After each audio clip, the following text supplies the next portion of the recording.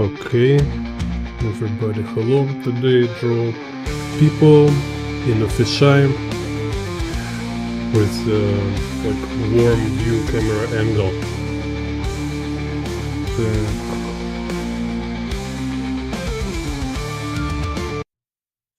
So music off. Так, let's organize this here.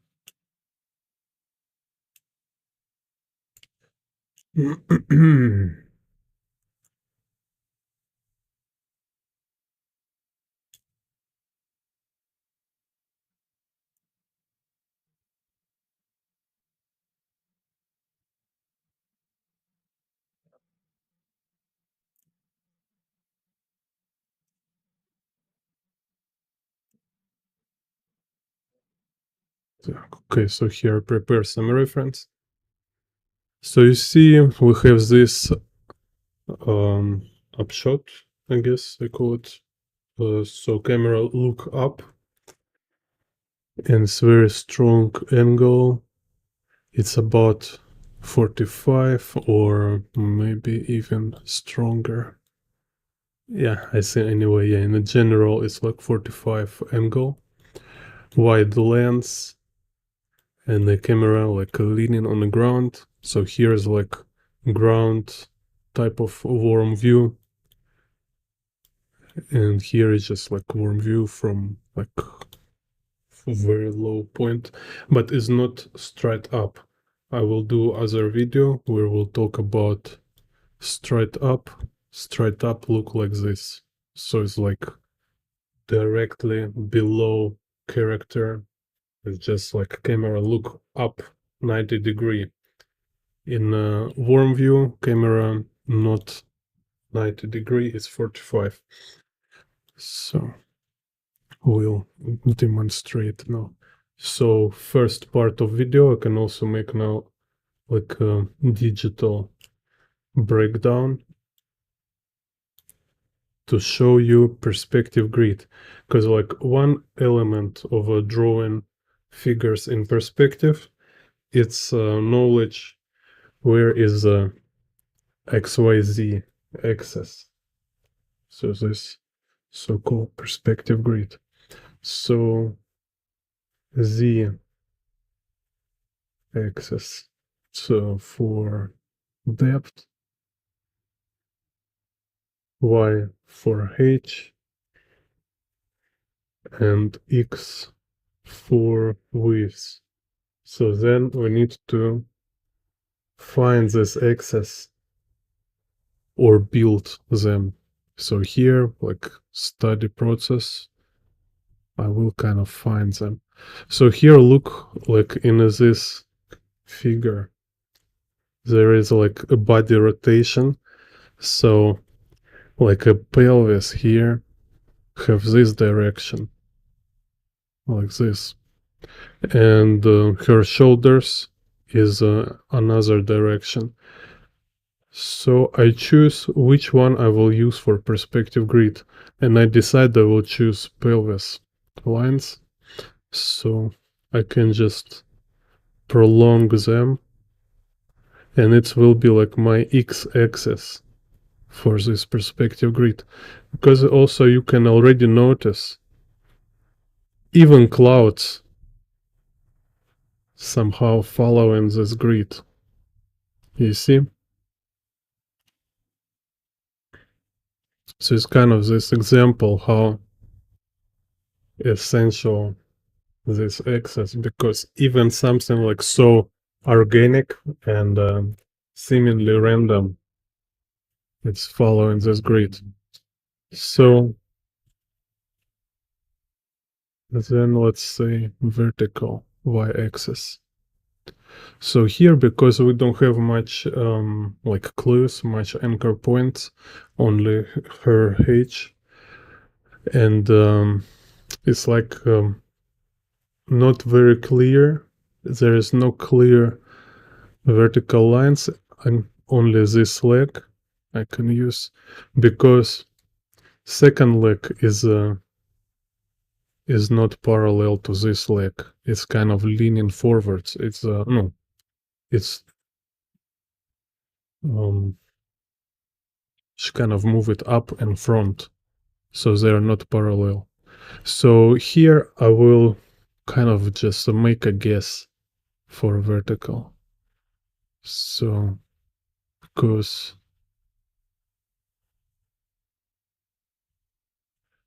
this is like fish eye, so I will do like curvilinear axis. So if here's this vanishing point, this y-axis going straight through here, so it's like a tilted camera. And then I can do this curvilinear grid.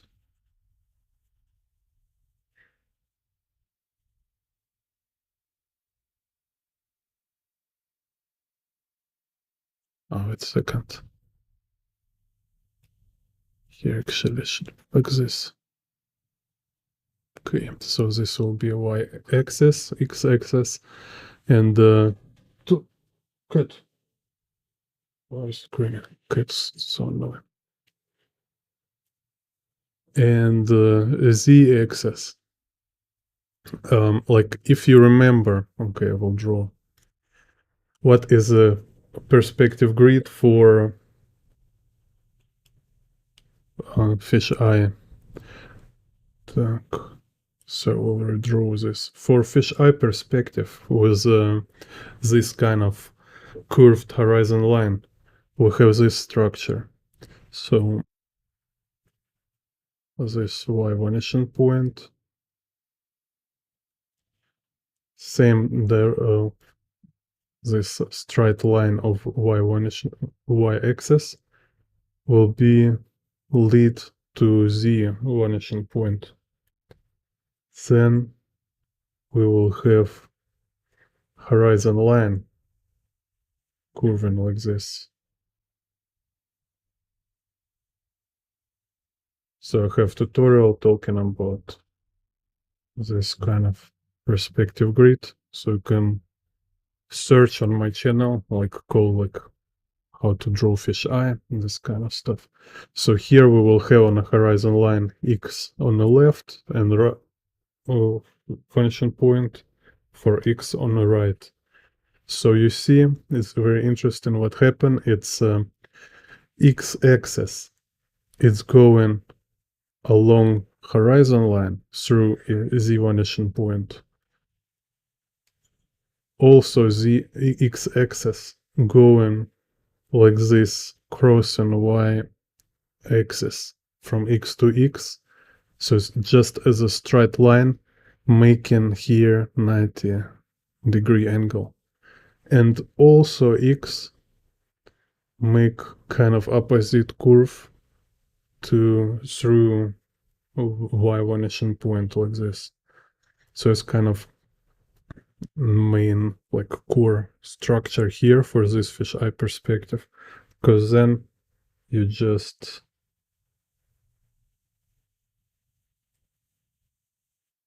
draw all this axis for them based on this structure, on this cross.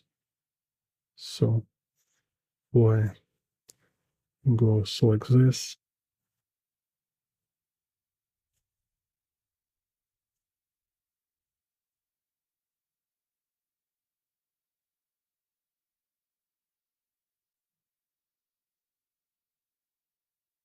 And x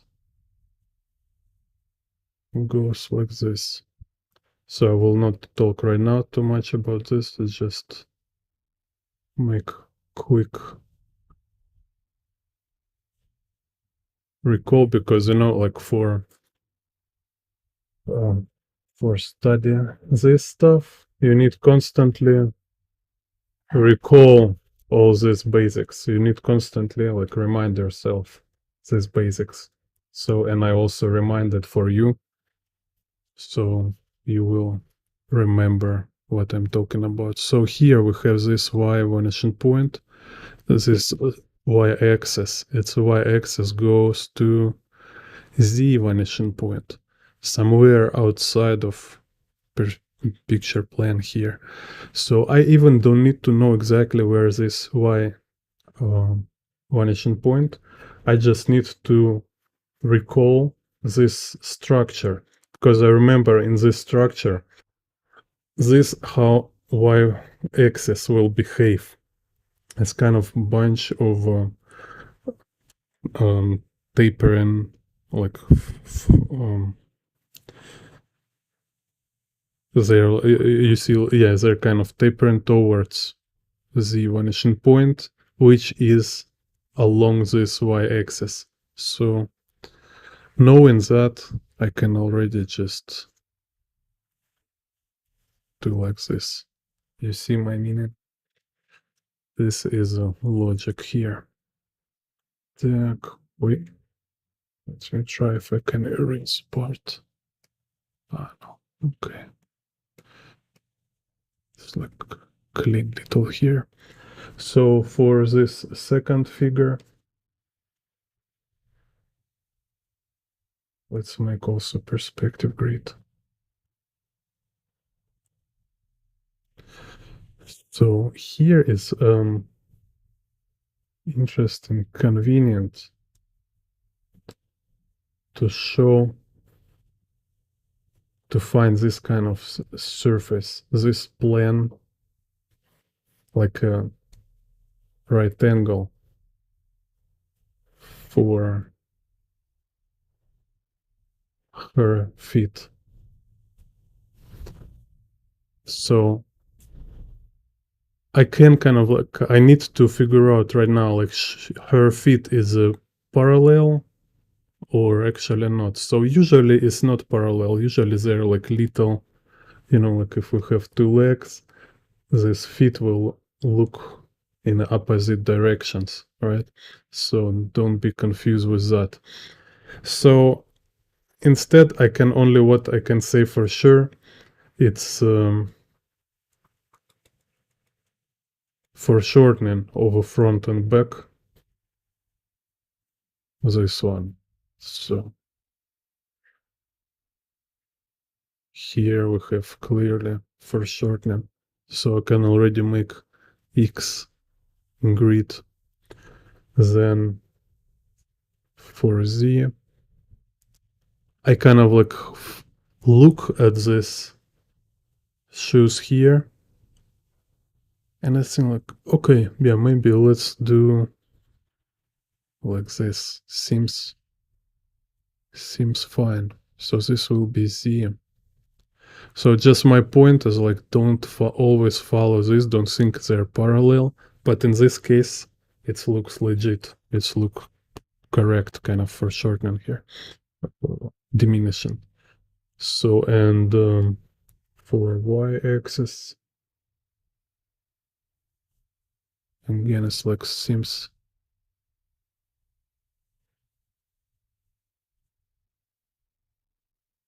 It's like a 3-point perspective here.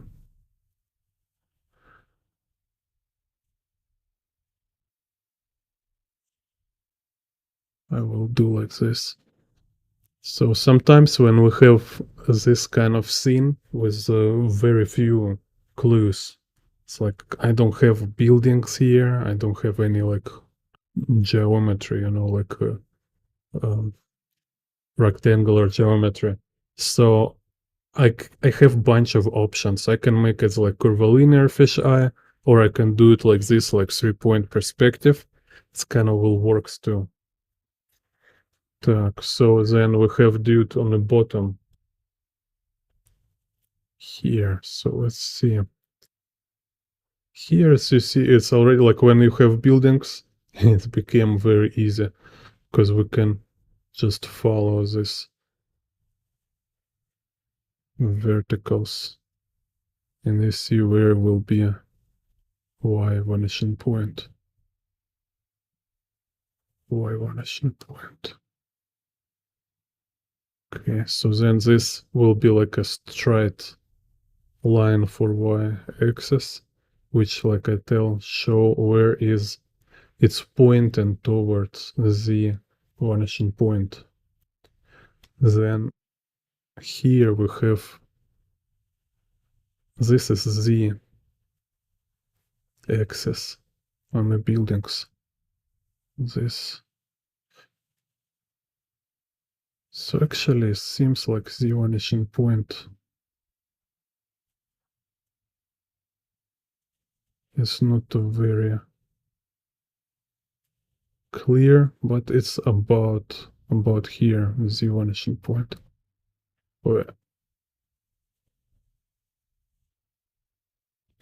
And again, like I say, it's this kind of breakdowns will help you to. It's also practice of drawing perspective grids, and also it will train your eye to more fast recognize these constructive elements. Так, yeah, so I will make it higher. The vanishing point. It's better make higher here. Так.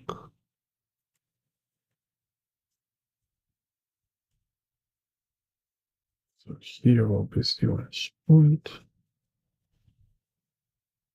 So no matter what will be your material, like you draw from imagination or you go draw outdoors, you will very quickly establish all these perspective grids and you will recognize where it's Z and X and Y axis and when it's just kind of its own curvature, its own like object form, not like parallel to other forms. Так, so and then again you see we have two vanishing points. So now I can find like this cross of this from X to X, because like this straight line here will show me where is the X vanishing points. So here, let's check it out. Yeah, I think it's about here. It's not always symmetrical. It's not always like equal. Sometimes it's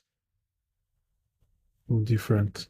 And also on this side, it's not always equal. It's like original, let's say, basic pattern for this perspective grid. They should be equal, but in reality, you can explore it yourself. Just find a bunch of fisheye photographs and you will see it's not perfect because camera not have like a very symmetrical angle. Sometimes it's both rotated left and like horizontally and vertically in same time. But construction main elements always will be here.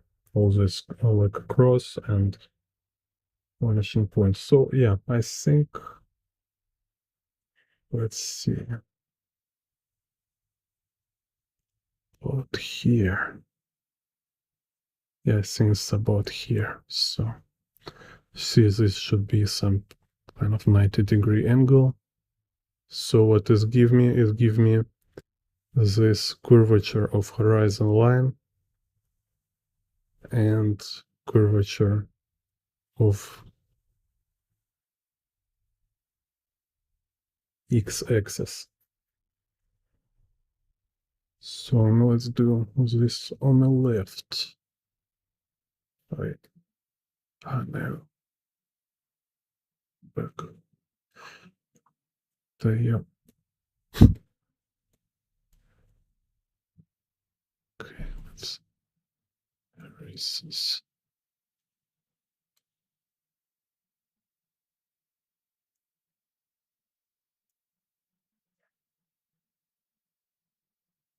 So let's explore, be, like a detective. So here we can see clearly it's the axis pointing towards the vanishing point. Then I can follow shadow here. So then, tram. Tram also look like goes to the vanishing point. Also clouds.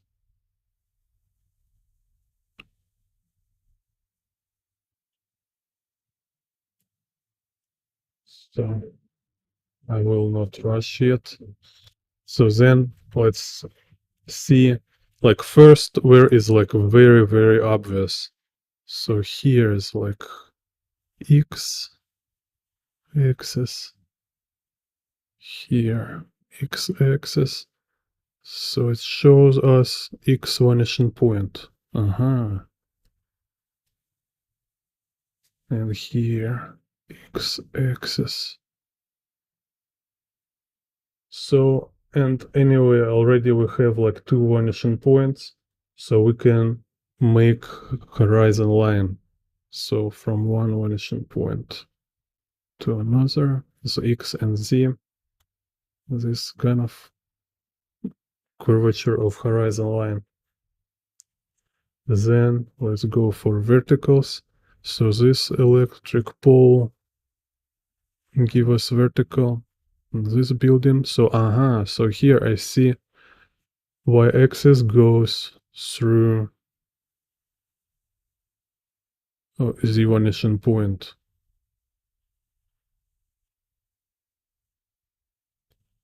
Так. Let's see, where is y vanishing point?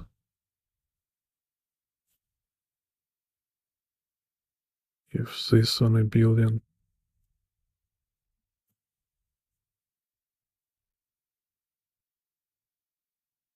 Would be kind of here. So about here is a y vanishing point. So let's see. Go like this. Then y-axis go like this. And we can continue with the z-axis.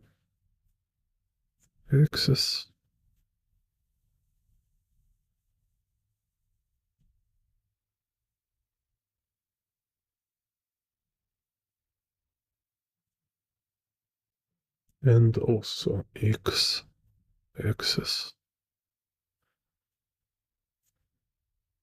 So here is like little distorted, skewed kind of this structure, like this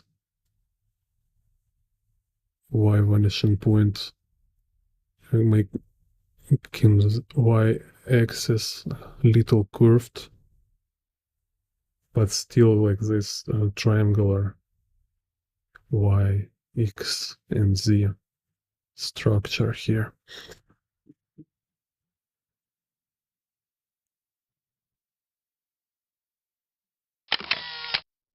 Так. Make badness. Madness. This is Keyboard Art.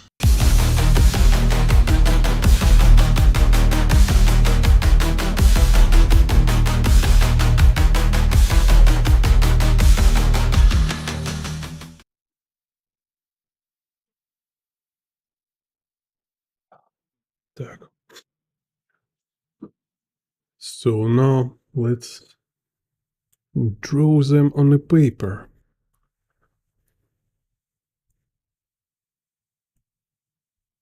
Так. So because I already make this example, so let me use same grids. Так. So here I start with the y-axis and establishing like Dutch tilt angle. Так, so let's see. X. What is also convenient with perspective grids is that make you able to change this work. You can be more flexible because it's a structure. You can like little change angle, you can squeeze proportion, all the stuff. And this kind of whole point of understanding these structures, understanding these mechanics.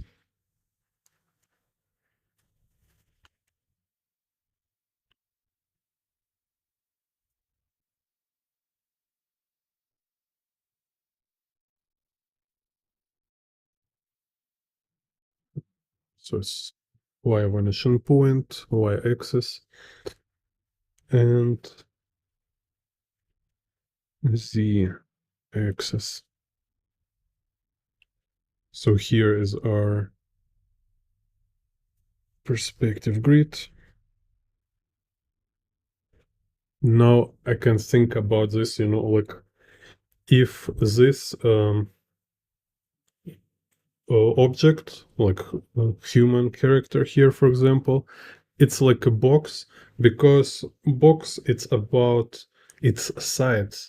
It have like front, back, top, bottom, left and right side. So as a box in this perspective grid, um, it's something like this. So it's like 45 angle box.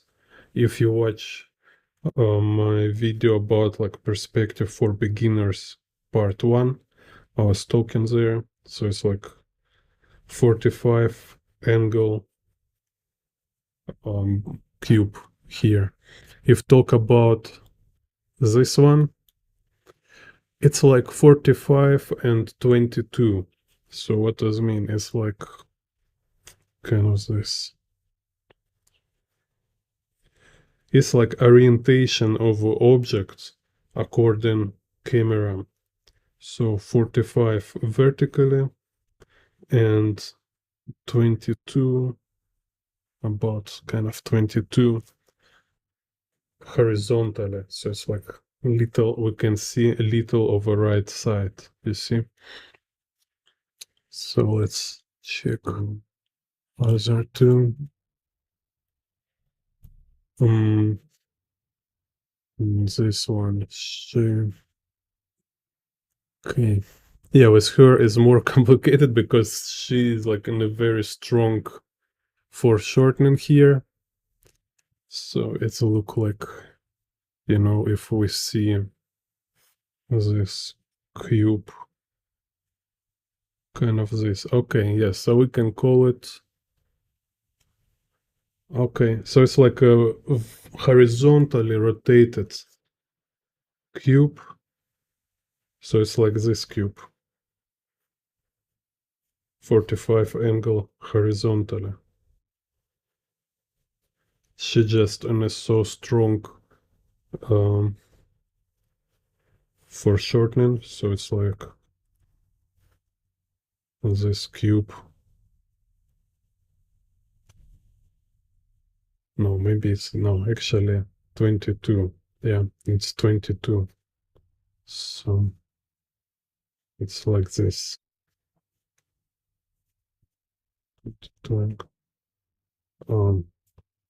So here is her y, and kind of here would be her z vanishing point. So it's like very distorted box. Yeah, and for this guy, it's totally again this like 45 angle box. So it's like talking like very generally, broadly about what is a rotation kind of position according camera. So you can say she rotated in this like 45 angle, or it's a camera angle, like she standing here and a camera angle from the ground, it's a 45. So this is very important. So like when I will tell again in a video about how to rotate camera in perspective, or how to draw like same view, same place, or same character from different camera angle, knowing these boxes is very important, is help a lot, because so often you don't have any other clue but just idea of relationship of this camera and object. So you just need to make assumption. Is this like object rotated according camera or is camera angle? See? Так.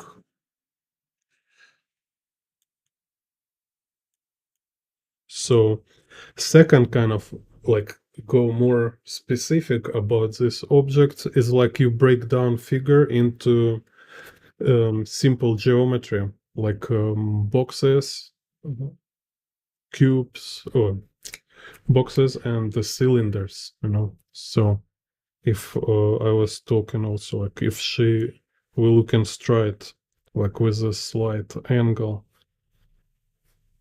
she will have like this, like dominating front part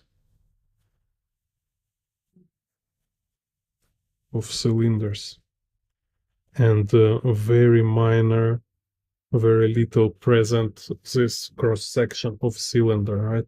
It's like when we have this like straight view, but when we have upshot or downshot, like when we look from bottom here, for example, right?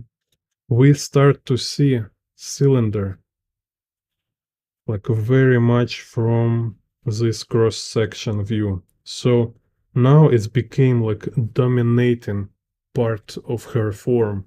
It's this cross-section, not front side. It's like really important for you like to change your approach how to you draw figures, because if you will focus on making again it's like kind of drawing front just more short, you will lost this feeling of a 3D dimensionality of this figure. So like speaking of her, so it's like we have this feet which is like this cross section mostly, right? And this front part is like very little present, side part almost invisible. Then we have her leg is kind of these two cylinders with mostly exposed cross section. Then we have like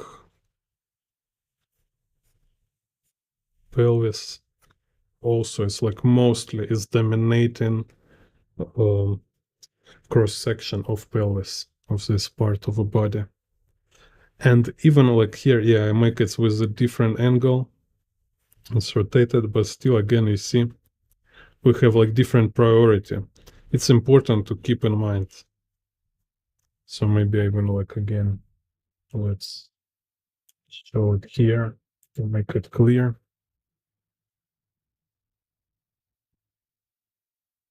See, kind of like this. If we simplify it to cylinder, we will see mostly. See, it's almost like a circle here.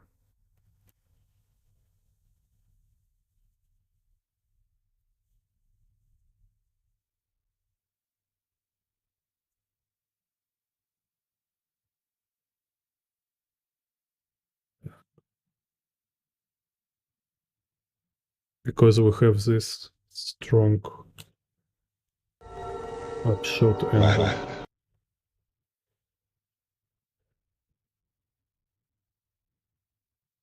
So, and the complexity of drawing figures in perspective is you need to have in mind all this simultaneously. So you think of it as just like kind of very general box. Then you also can break it down to simple geometry. And then kind of having it in the mind rather instead of drawing all this geometry on a paper, you kind of like a Terminator, you see this geometry projecting it on a paper and actually you draw shapes over it. So when you have all this geometry, you draw like outlines, shapes over this geometry. So Another also moment here I was talking, it's placement, kind of like location or orientation and distortion. So how you can measure level of distortion. And it's like, it's very tricky subject because for depends on who is asking, right? So if you're some kind of like making visual science research, okay, then it can become like very mathematical, very uh, focus on make it super precise and measured. But as artists, we don't need to, it's not necessary to really measure everything every time. We need it to be practical. Don't go into insane with this stuff. So, and this strong foreshortening, it's exactly this situation when being precise not help. So you need to have this like very general structure, and then like to define extent of proportions, distortion, kind of like how strongly, how fast it's diminishes, like how to draw this foreshortening. It's more based on your experience of observation, references, and maybe if you have like fish eye camera, you can also have some time spending, walk around and look different stuff from this fish eye perspective, just to get this idea of how to make this proportion distortion more realistic. Because without references, you will never able to do this because it's just unnatural. It always feels weird, and you need a reference to reassure your distortion, your like, which looks like absolutely weird. It's like absolutely wild, but it's correct enough according to reference. Because reference give you this like reassurance, like, yeah, it's weird, but this actually really how it looks from this crazy fish eye angle, you know. It's kind of very important point here, very important moment, because like you may know, you can like very greatly calculate, you know how to build it in perspective, you know how to calculate proportions in fisheye perspective, but just because you don't have a trained eye for this kind of angles, it will feel for you weird, so you will just not accept your own measurements. You will look at this and just like, no way, no way it will look like this. Yeah, because it's a natural angle. Like here, you know, like if I draw this one, right, it will look like a she break her feet. So I need to kind of like capture this moment, capture this point, like how to make it like she is not break it, like it is not like a swallowed big food from circus.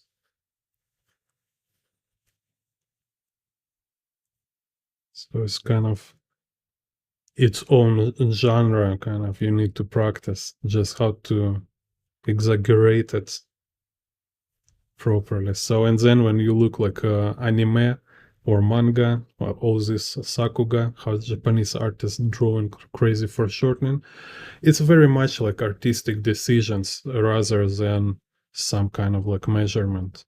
It's just like after practice for some time, like trying to draw it look convincing, you will become like a fluent with these crazy angles. the plan is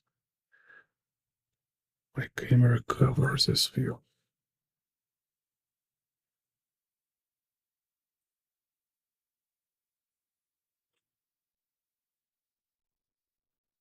So have here different framing.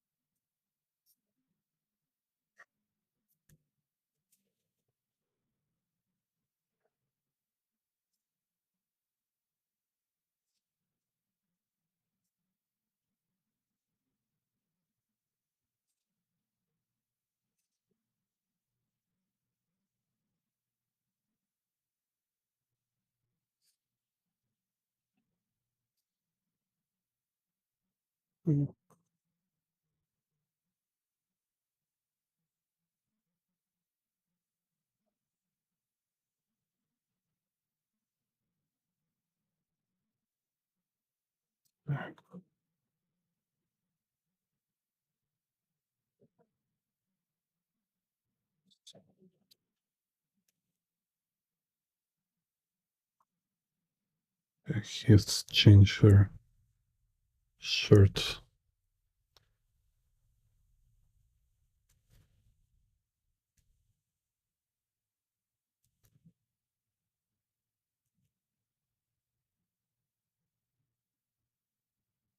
So this another reminder, which I was still already in the video.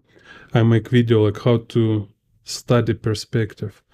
In this video I say there is like very basic perspective principles, which actually I already cover them in a just two video give you all this kind of basic principles, and they like covered in so many workshops, tutorials, books everywhere. It's very easy and you can learn it very fast. But then whole thing became about specifics. It's like it's a very big mistake for beginners. They think you can learn some kind of general perspective to become like kind of master of perspective of everything, like how to draw everything in perspective. No, it's not how it works. You need to learn essentials. And once you're able to draw these perspective grids, vanishing points, and boxes in these perspective grids, you go to specifics. So you make like each time you start to work on a very specific like perspective for a specific task. For example, like how to draw vehicles in perspective, how to draw motorcycle in perspective, how to draw dog in perspective, how to draw uh, like a, I don't know, like a rifle in perspective, and how to draw like a woman, how to draw man. Like you go very specifically because you will figure out, you will like find out that how you draw in perspective different stuff might be like very like require like very specific techniques, and every of these specific tasks, they rely on essentials. So basically you use same essentials all the time. Only whole thing became about like this small nuances, about this small specific techniques required for this kind of drawing, and these small nuances, they're huge. So if you don't practice these small nuances, you will never able to draw this stuff. So, and only way to learn these nuances is to have like very specific focus on drawing this thing and practice this exact thing, like vehicles in perspective or like people in perspective. So don't expect you will like magically able to draw vehicles, people in perspective just because you spend like 5 years study kind of secrets and perspective in general kind of. No, you need to go and directly uh, figure out how to apply essentials, how to actually use all these principles in drawing ex, each exact subject.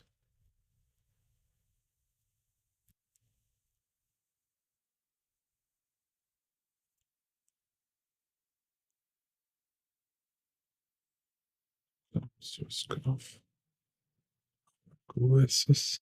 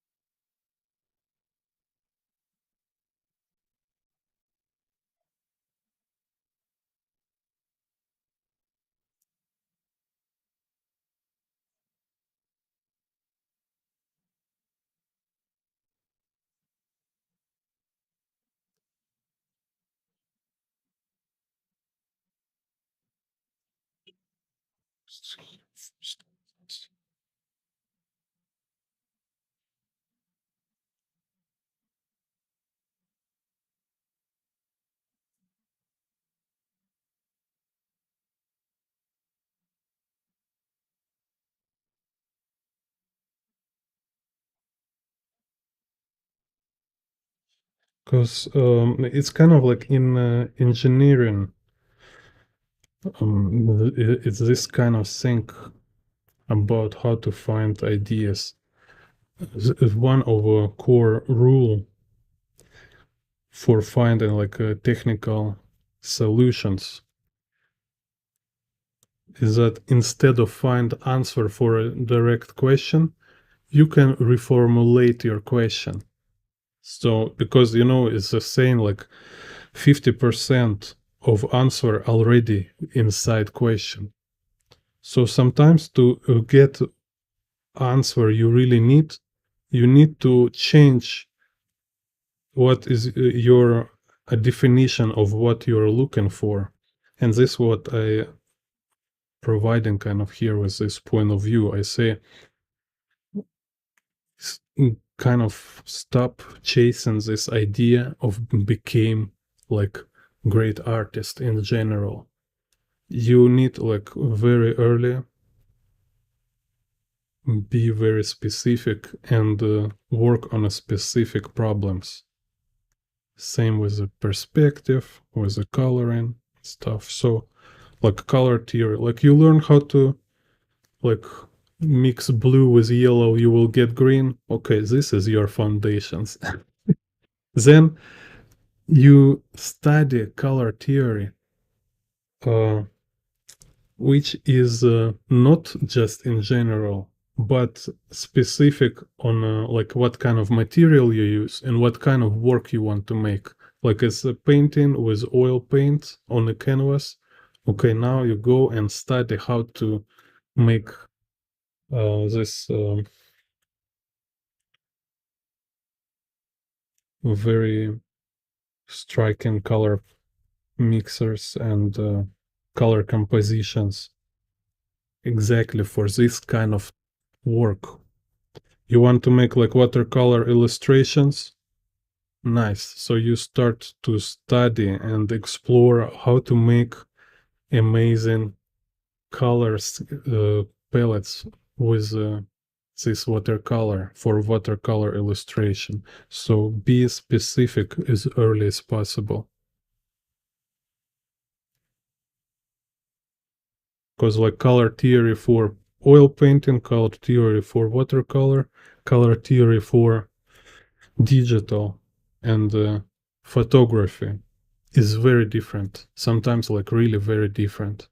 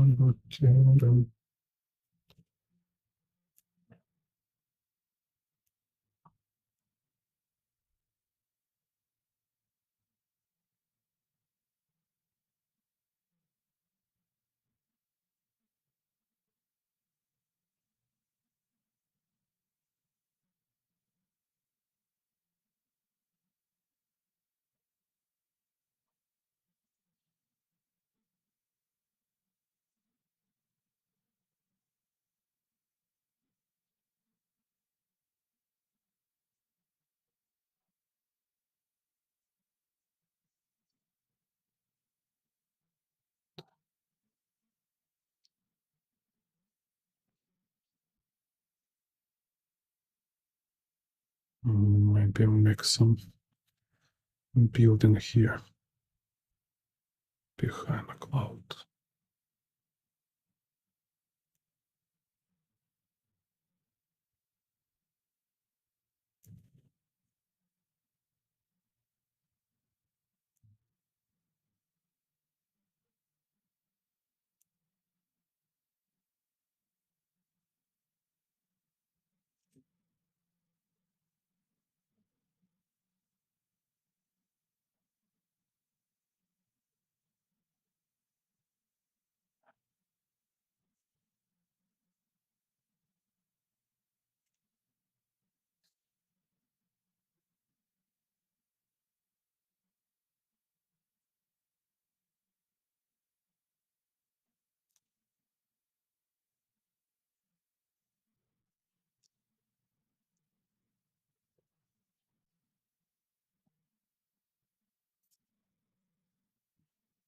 What is this dude?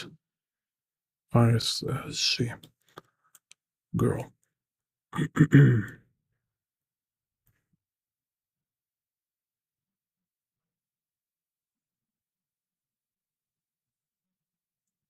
also can start with a general shape.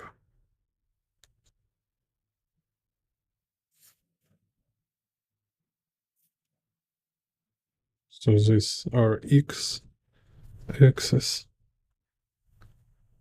then but here will be y vanishing point.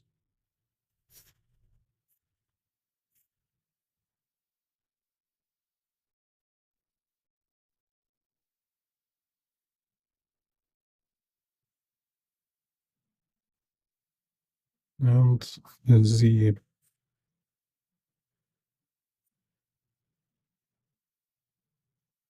the axis.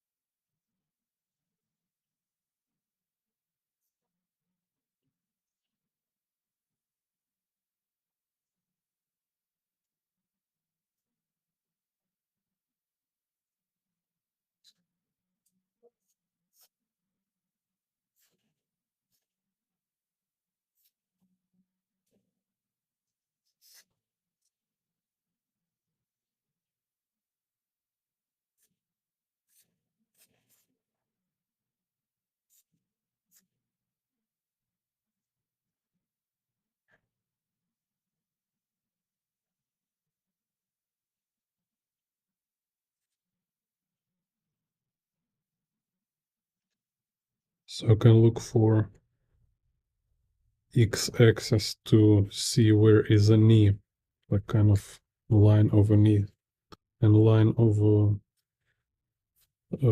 waist, shoulders, also elbows.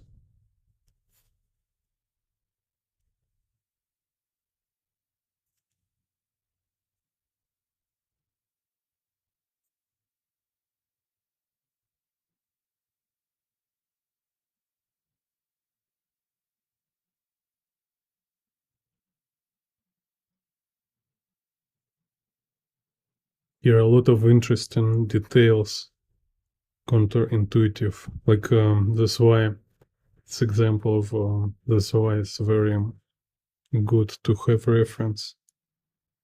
For example, let's show you. It's like her arm here. It's like goes here like this, and then it go like this, and then we have like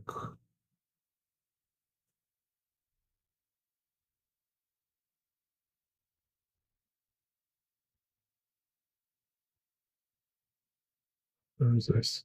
So it's just like natural bend.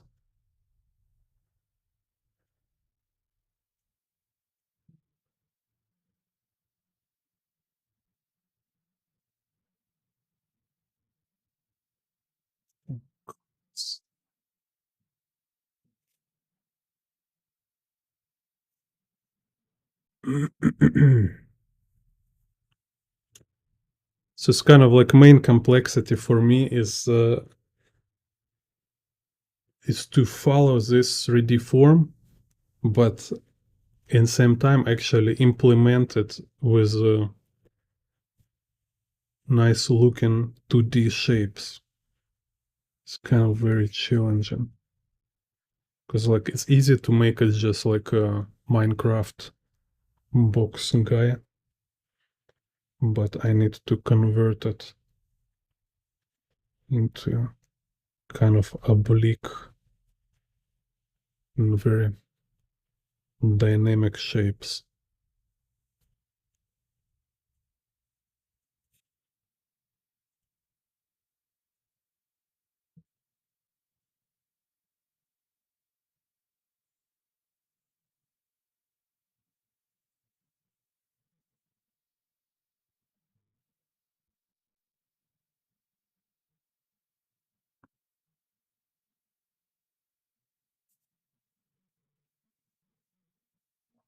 So here like x-axis also help to establish this symmetry of facial features.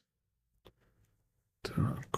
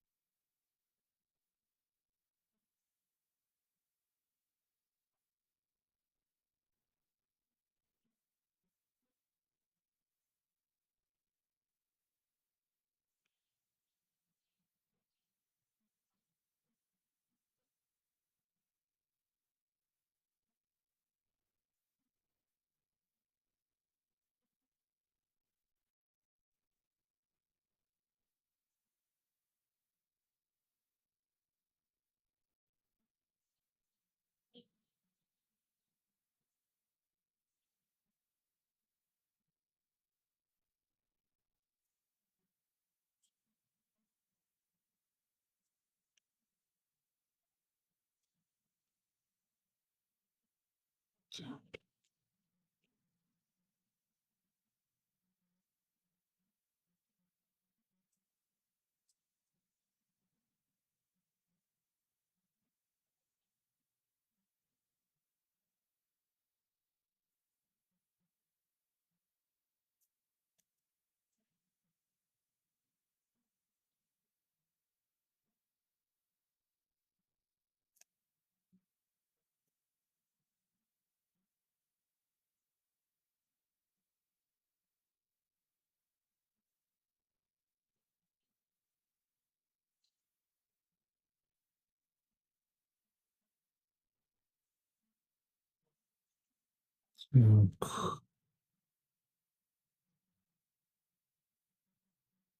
So let's draw some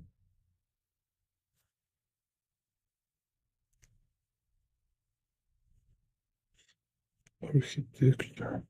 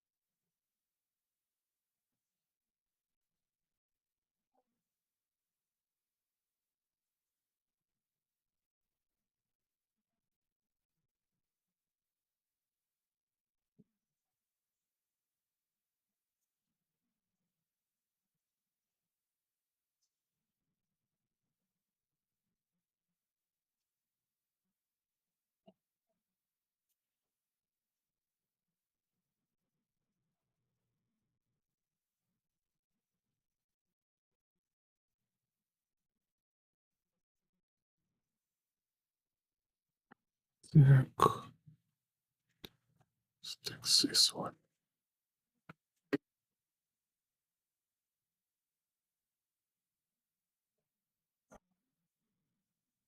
So I will use this my perspective grid reference. Так.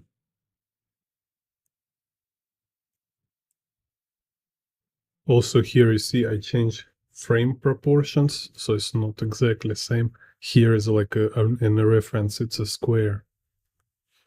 Так.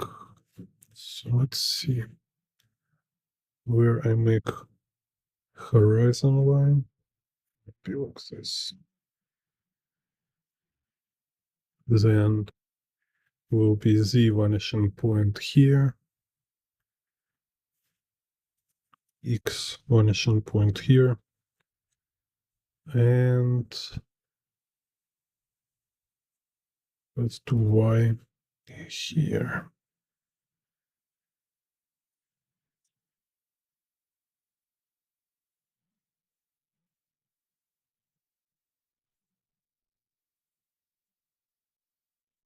So it's y axis.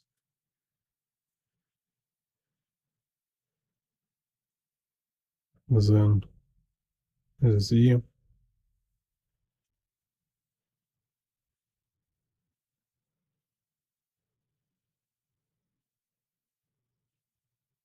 and x. So has a straight. So have not like this. So that's it. Is our grid for here.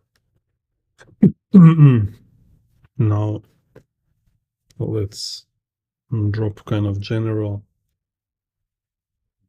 placement of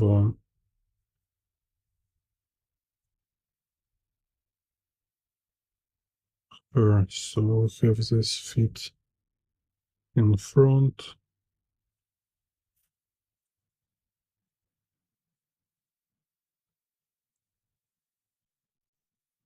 So like I say, because she's like so organic and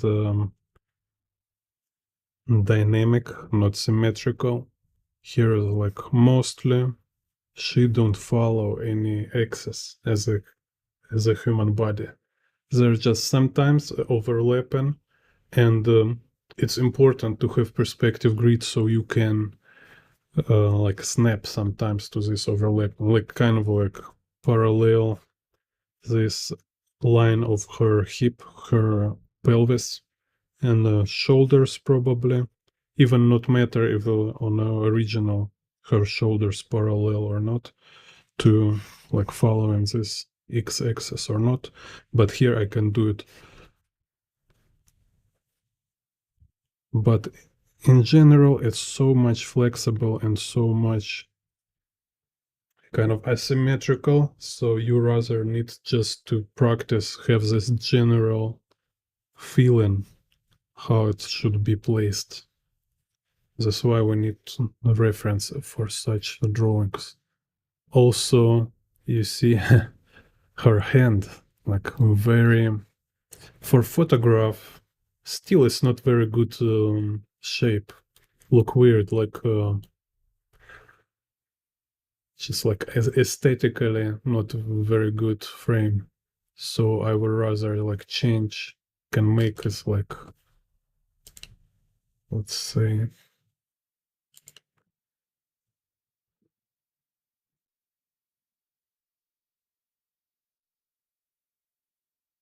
like better make like here, you know.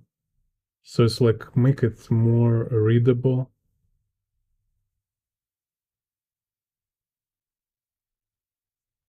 And do some kind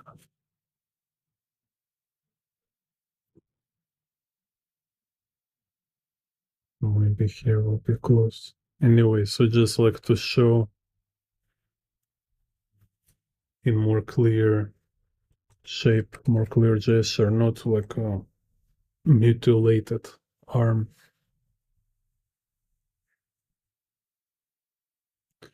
Hello, pink walk. Um, yeah, because it's just like proportions, how they change here in this perspective. It's very unnatural for our daily eye. Like daily, we see all this in a normal perspective with a normal level of distortion. But this fisheye perspective, its distortion is so strong, so it's already by definition look weird. So then it became like very funny task for you how to draw weird looking picture properly. Like it should follow certain um, standard kind of, right? It should be like realistic and stuff. But actually, your brain constantly screaming. It's like, what the hell are you drawing? It's weird. It doesn't look right.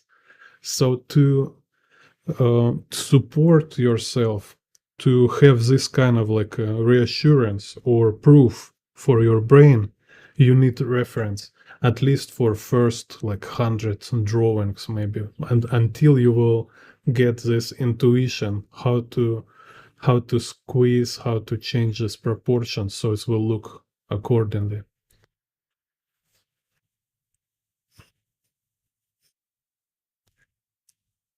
Так. So in here, what is also you see is interesting how same simple principles applies in a distorted perspective. Because like here is horizon line, right? Below horizon line, we see like box like this. So I don't see her shoe seal. It's below horizon line. But here above horizon line, like her pants already will have this kind of opening, you see? So it's happened very quick, kind of like it's here like this. I cannot see under her shoes, right? But already here I start to have this like we can see her um, pants like this with this angle. Like show you. You see what I mean? That's why we need to know where is horizon line. And that's why it's like it's also not self-evident because this horizon line is curved, and you might think it will be not change this like orientation, but it's changed immediately. Так, so same here.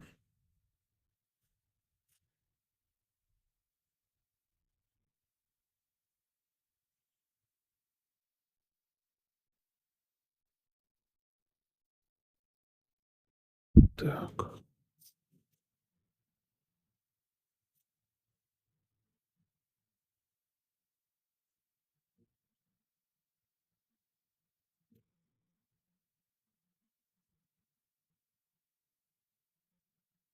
Yeah, yeah, this all look, yeah. I think not any worm was harmed here. Every all worms is safe, so don't worry. They just observe giant people walking around.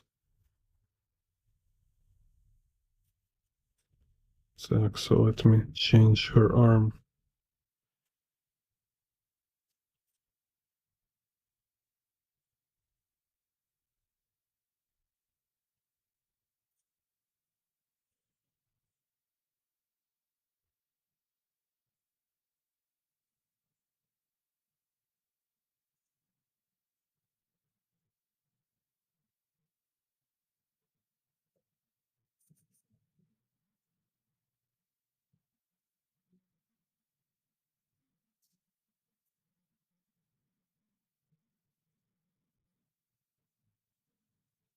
Okay, like this.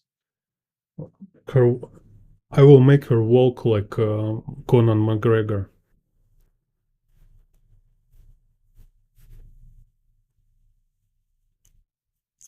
It should be cool tutorial, like good idea. I need to make tutorial like Conan McGregor in fisheye perspective. Так, and here, even let's draw this dude here.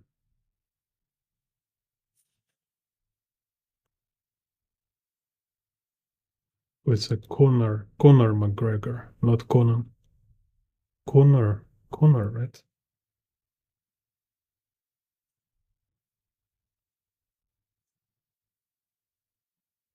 Yeah, yeah. Warm view is like a very extreme hero frame, hero angle. So it's make your character look like super epic.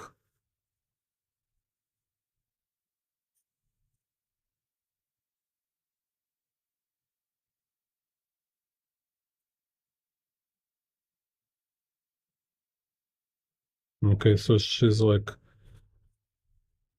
very epic feminist dominating over this guy, and he's like walking behind, carry her back. So let's make some drama here.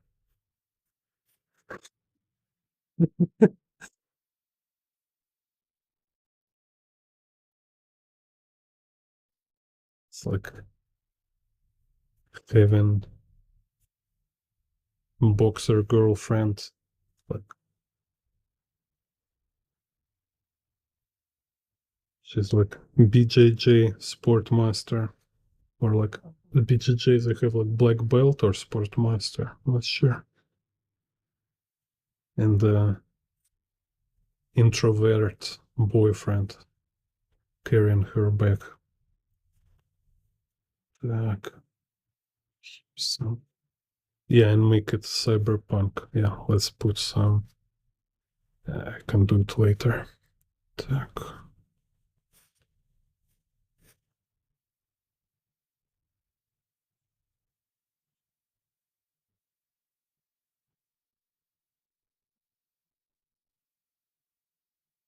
like, hey boyfriend, take my bag. So, okay, sorry.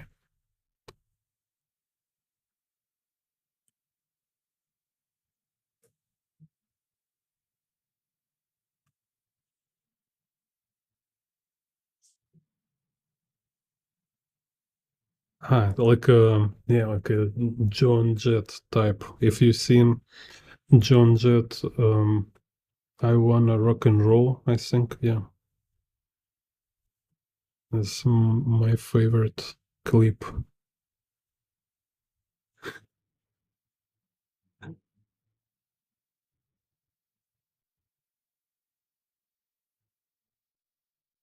It's crazy, like a psycho look of this. Like,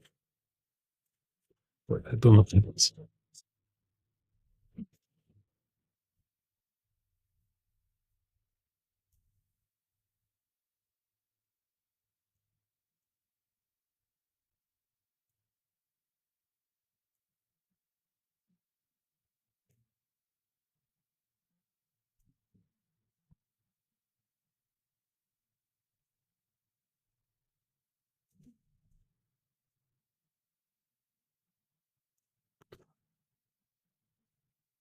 Так, so. Whoa, what's happened to her?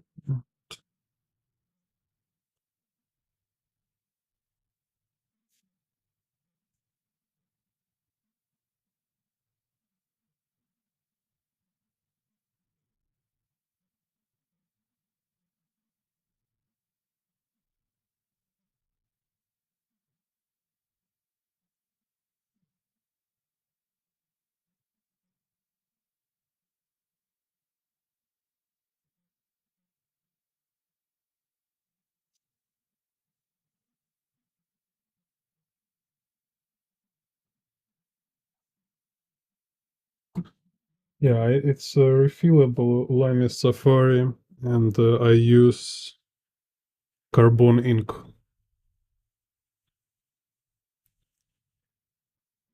Carbon black ink, because it's dry very fast, and it's kind of water bulletproof or how it's called, so I can use water after.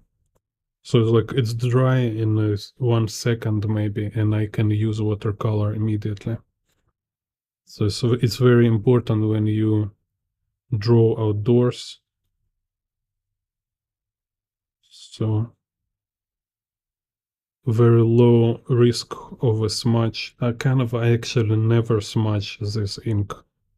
It dries so fast. But if you use like G pen, like a mm, nib nib pen, you can smudge because it will dry a little slower. It's just like somehow this ink flow in the Lamy Safari make it perfect. It's kind of so it can dry very fast. Anyway, if you draw with ink, I definitely recommend Lamy Safari. Buy a real one. Make sure it's not made in China. So go to official store or somewhere, like make sure it's real Lamy Safari. It's expensive, but I use it already about 5 years maybe, and it's always work perfectly. Feels like amazing.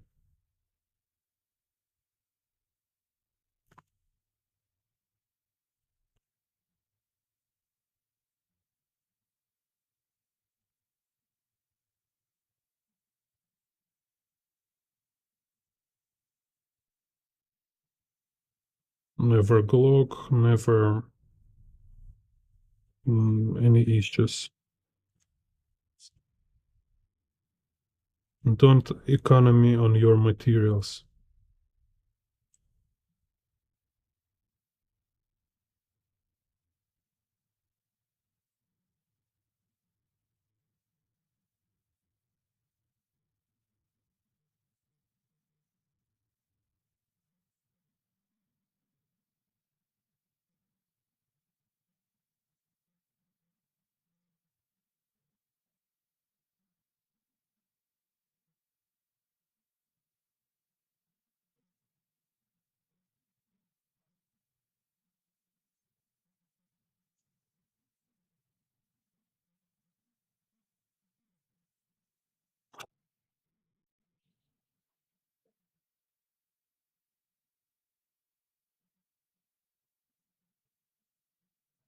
No, no, it's not alcohol based.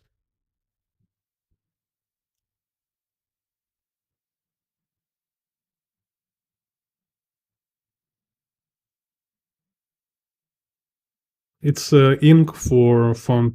I think it's yeah, it's special like for fountain pen ink. So it's I don't know even how they do it, but it's like if you compare it to usual ink, I don't know, let's say like I have this Chinese ink, and also there is like different ink for manga artists, like use for nib pens. This usual ink will like it always a little drying in the time, so it's became more and more um how to say, like less liquid, kind of more condensed. So you like sometimes you need to mix it with water. But carbon ink, this ink, it's kind of, don't know, it seems like it's always in the same condition. So it's little more liquid than this manga ink, but in same time, it's always consistent, always in the same kind of same level of liquidity, kind of. So here we have trim. So you don't need to mix it with water. It's always in the same condition. Mm. Так, so these are the X.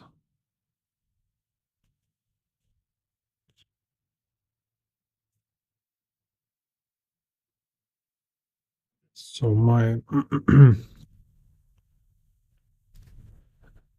my choice is this carbon ink and lime safari, like perfect combination.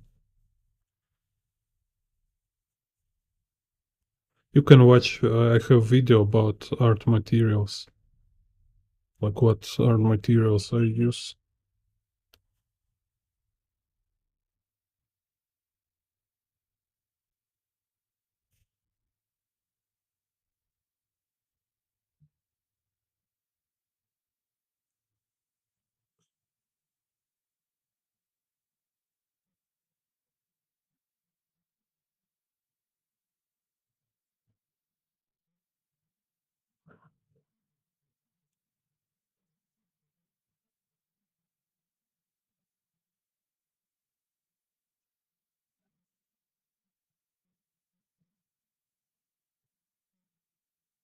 I don't know what do you mean converter.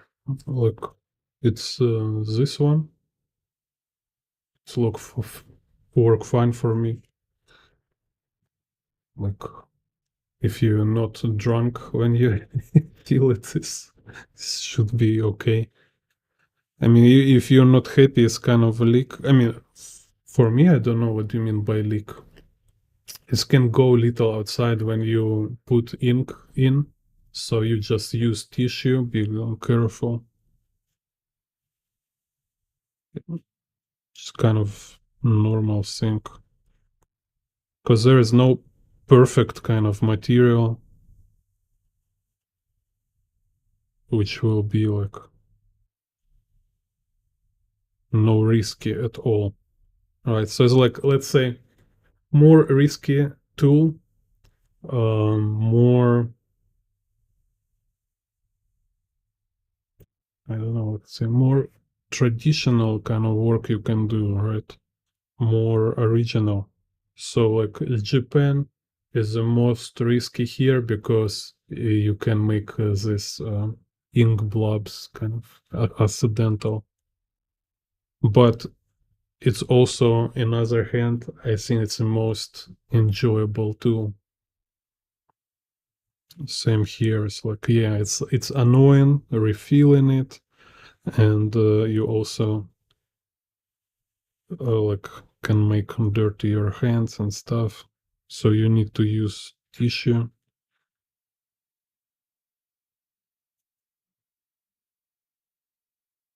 But it's certain quality what is like fine liners cannot give me. So fine liners and this different. So sometimes I prefer to use fountain pen.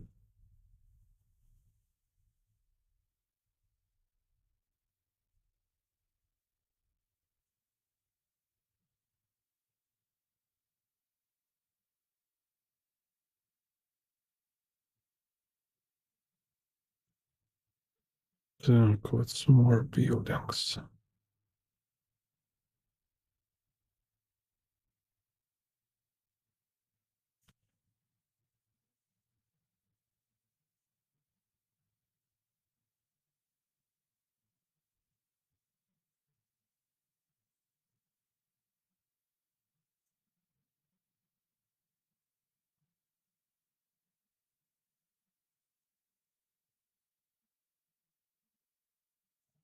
Like, what happened here? Ah, it's like this.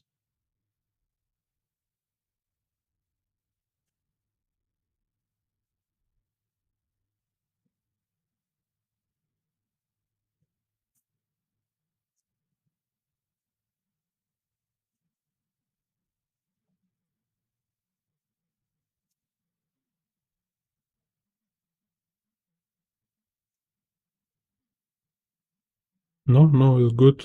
Ask any questions. Also, after video, if you will have any questions, write them in the comments.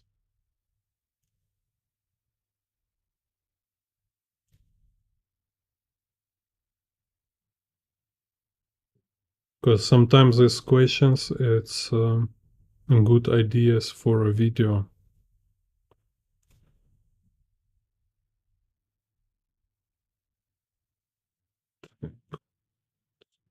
Here. X. Okay.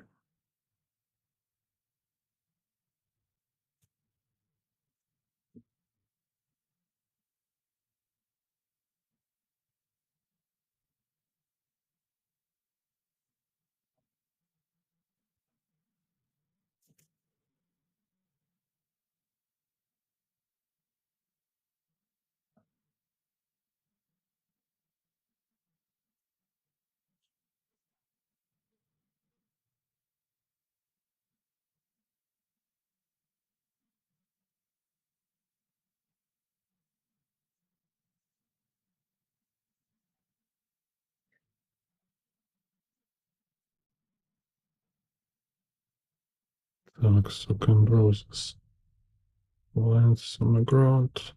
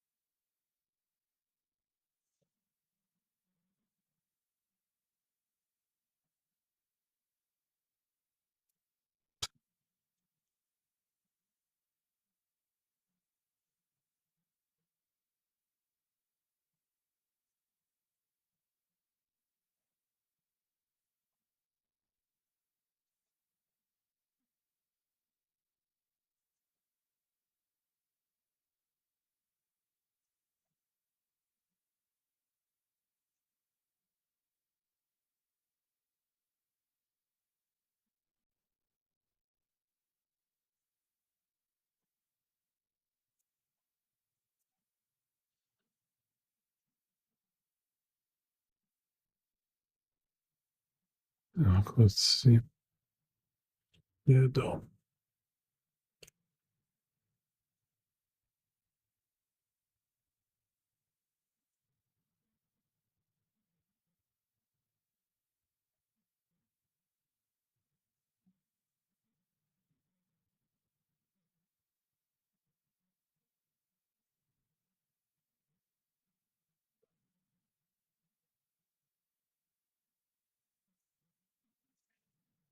Shadow here at some point kind of following the axis, but then here is going other direction because light source actually is kind of very low. Seems it's given it's to this direction. Так, let me see.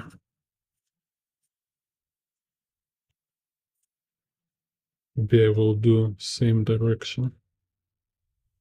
Yeah, let me do both shadows.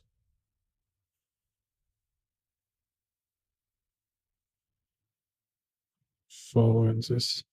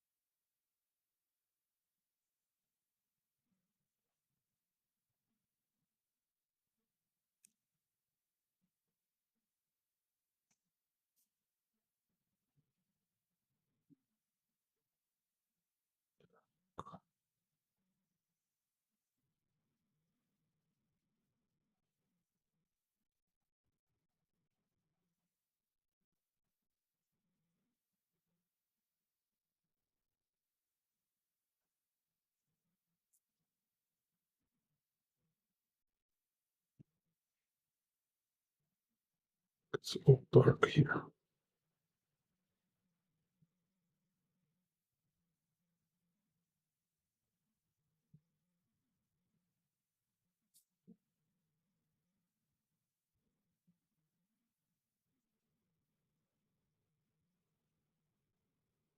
So I see ink already dry. What? Ah, no, little here, not on dry because it was a lot. So get little smudge.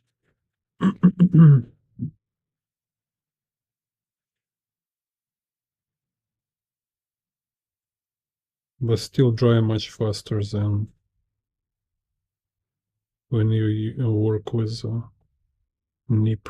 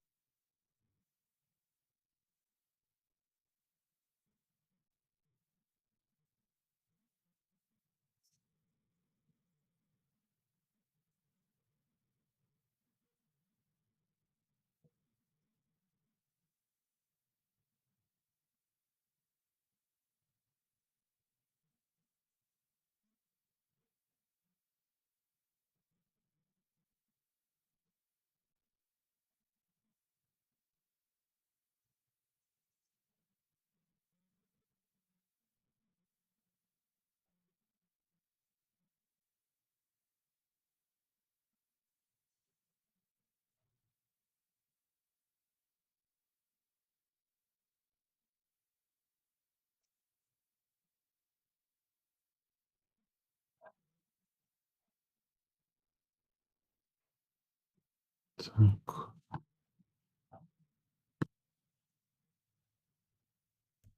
it's this one. So here, grid for this picture.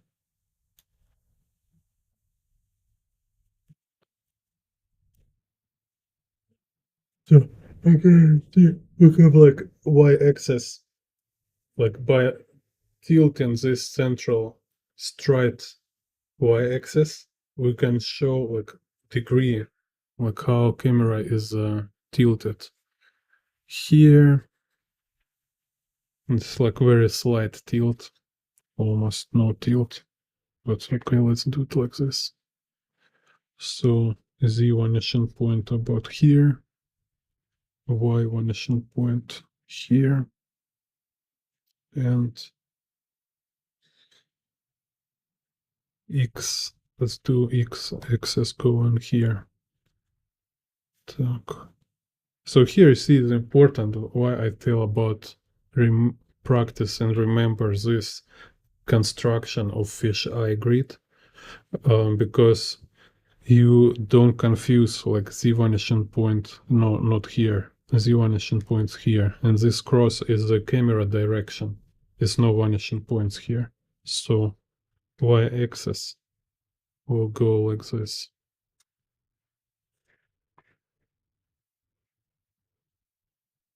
And z-axis goes like that.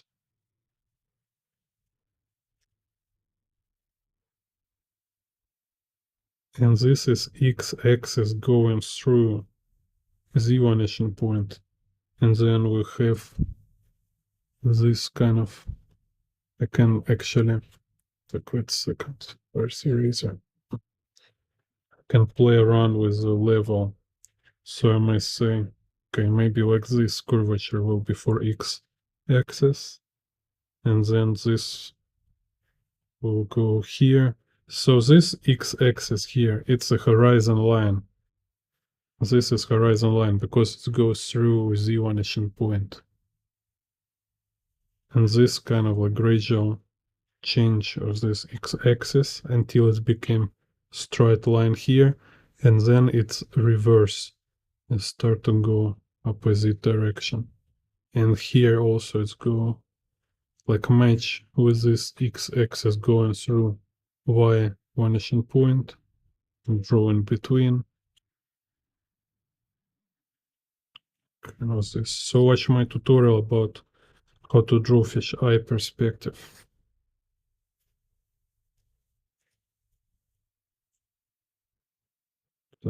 So now again we just drop this ratio, how he change proportions in this strong perspective. Here's camera hiding me view. Let's move it here. Yeah, okay.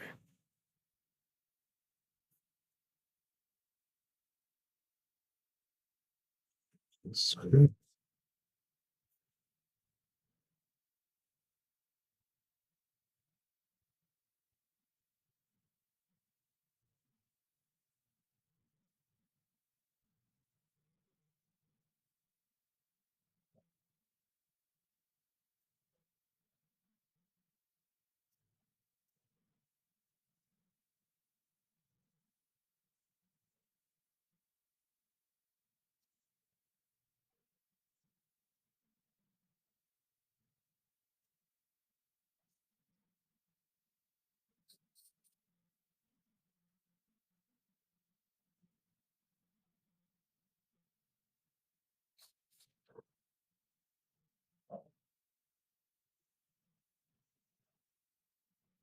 so you see again, it's like, how will you calculate these proportions here? Is like how angle of his legs change here and how it will change this foreshortening of this leg exactly with this angle. It's so complex that it became kind of like Nobel Prize level calculations. So in reality, you will just fake kind of a proper proportions.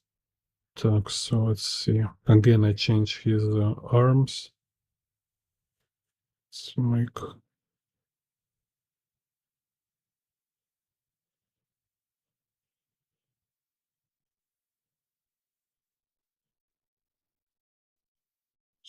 different angle.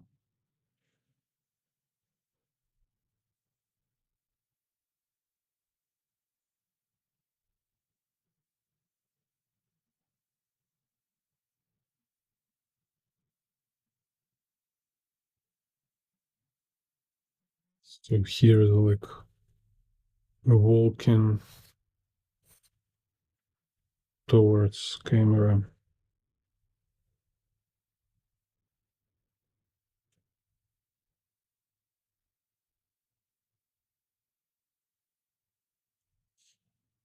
No, actually this should be in front and this in the back. Wait a second. Yeah, okay. So here this leg will move in the front. So this hand moves backwards and this move in front.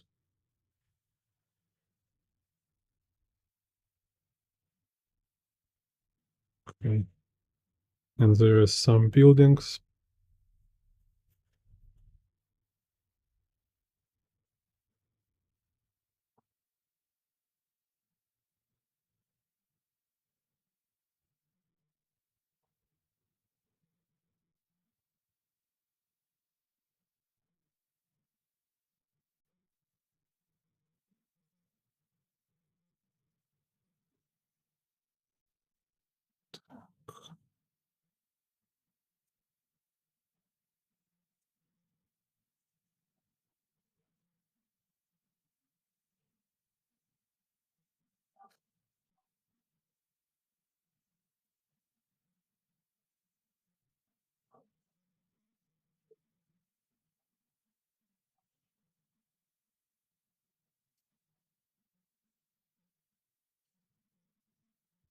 Okay, okay, too much.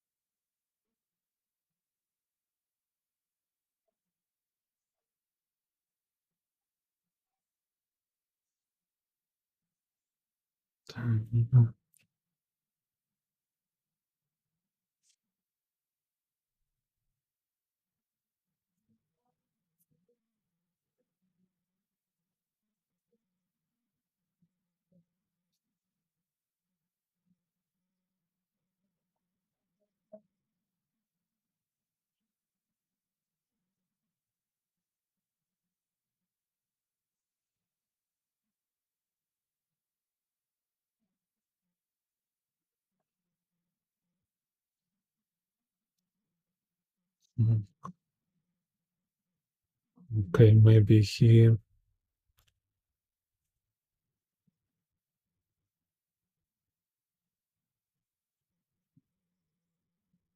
like carry machete.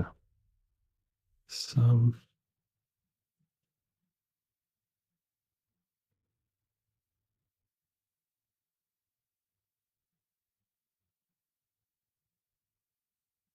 some people prefer baguette, but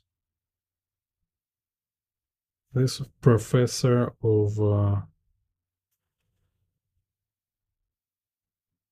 say master degree with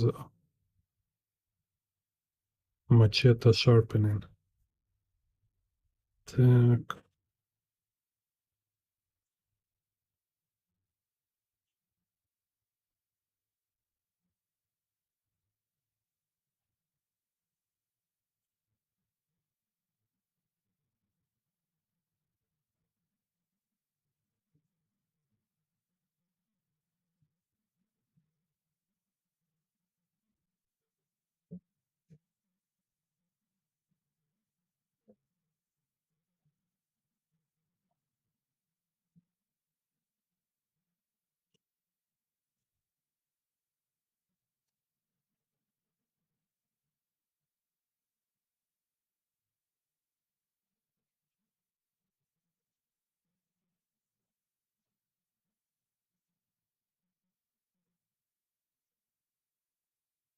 so make him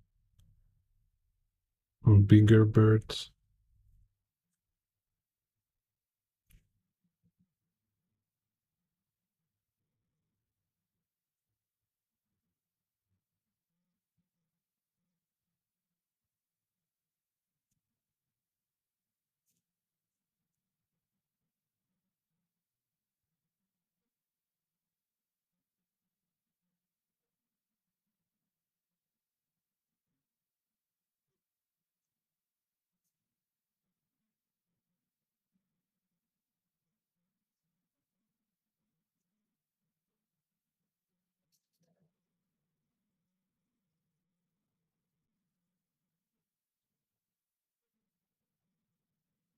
Some quiz in the comments.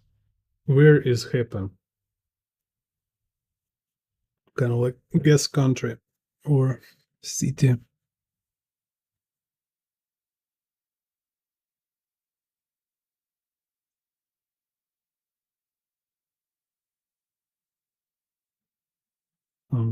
Flaneurin, machete flaneurin. Second quiz. Do you know what is flaneurin? You can Google if you don't know. Flaneurin.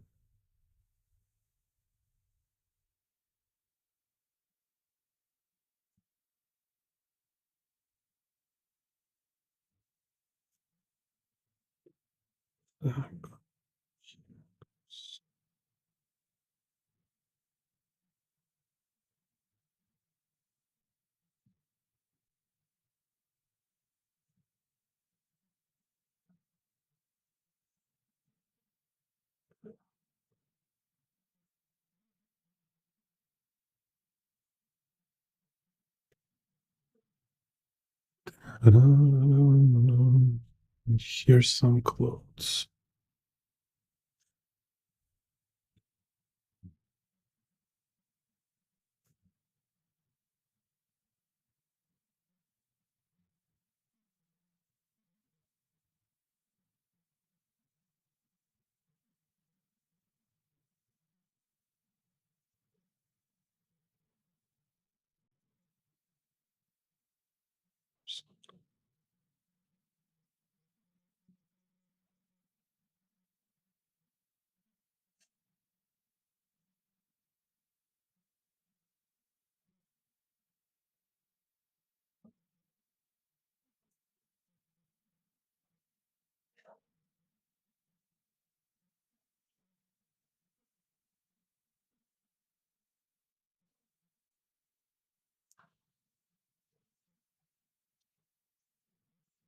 Take this, no, oops, let's go and see here.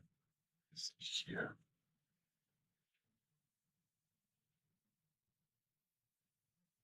Yeah, так.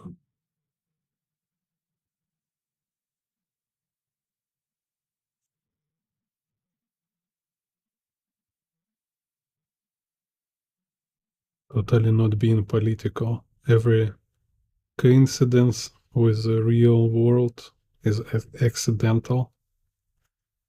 We don't want to be political here. We're just drawing pictures.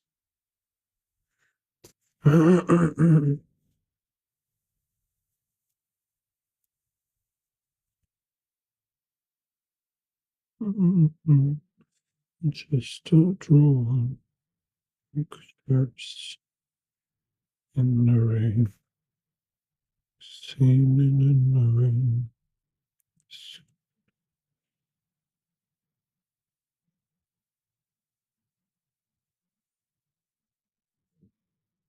What a wonderful Ramadan today.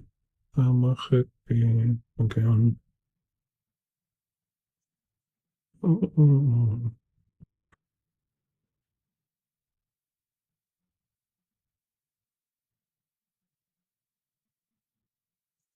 Так, anyway, some windows. Don't want to stuck with them too much.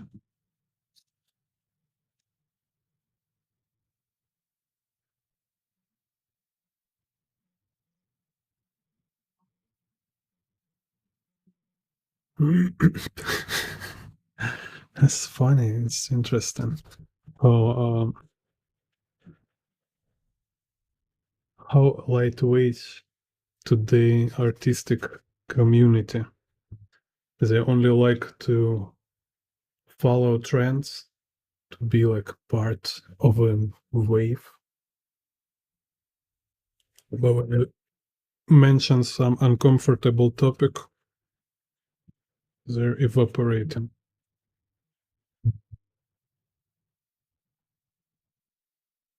Don't be like this.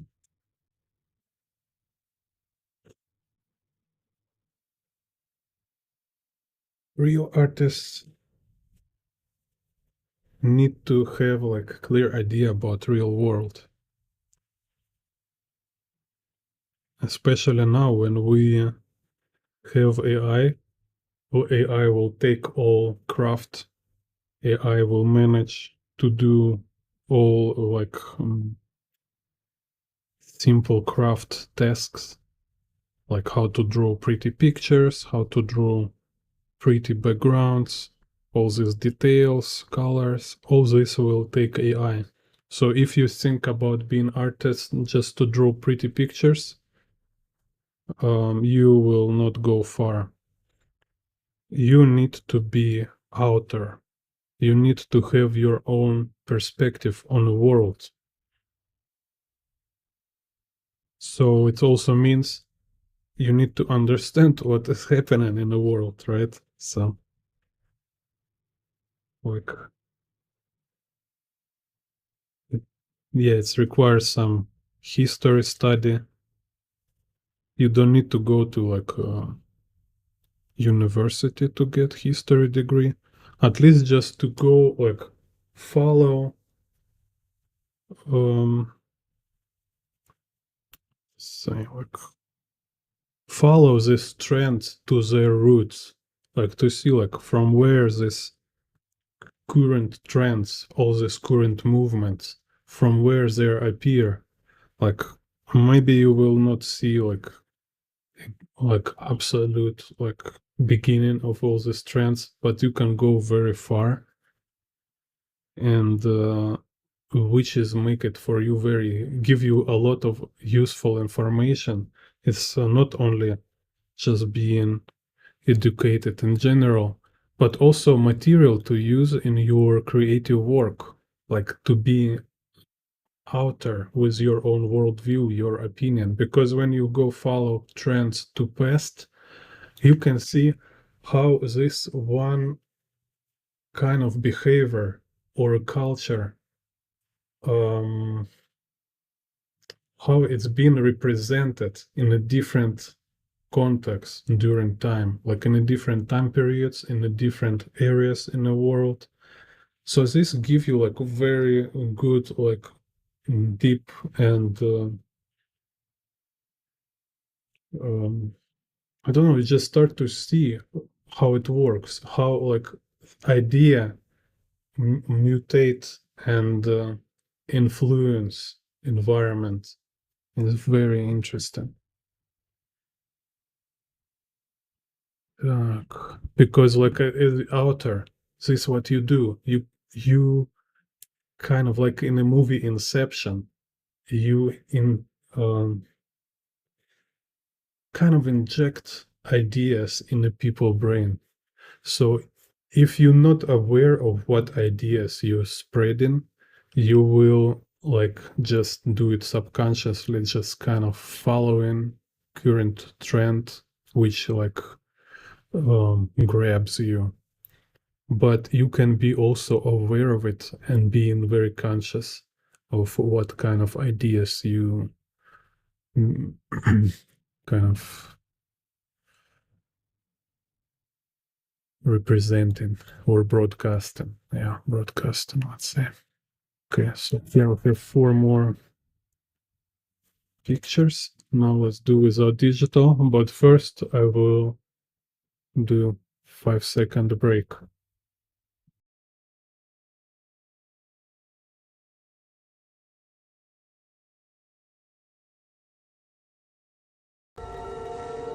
Madness. This is Tabled Art.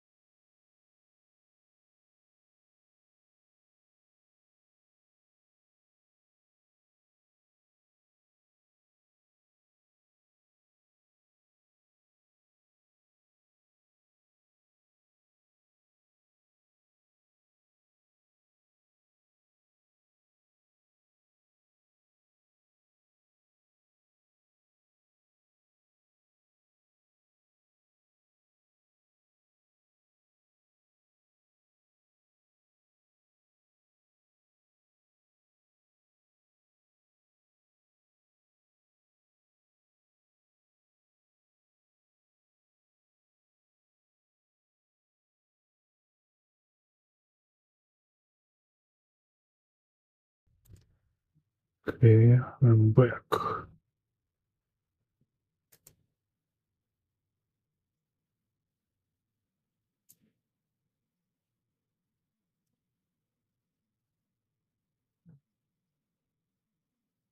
What do you do? I say what I mean, and I do what I say. Good old meme.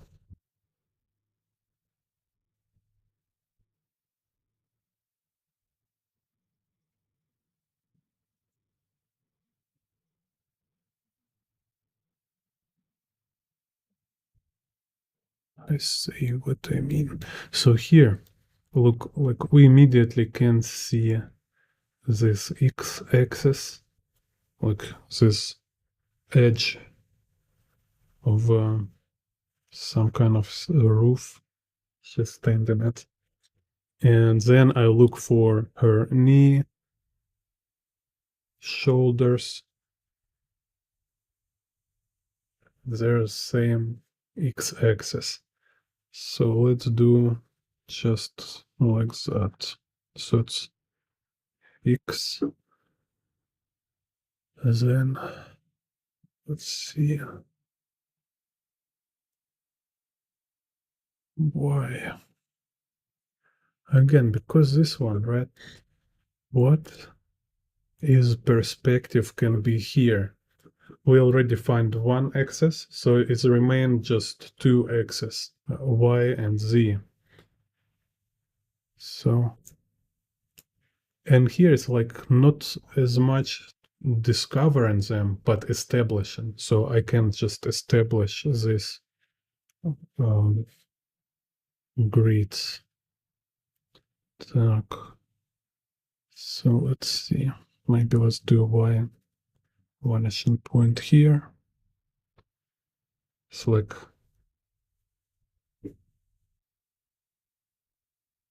I really have no idea is this where it's really vanishing point here because it's no enough clues. No geometry with parallel lines. So I just make my guess.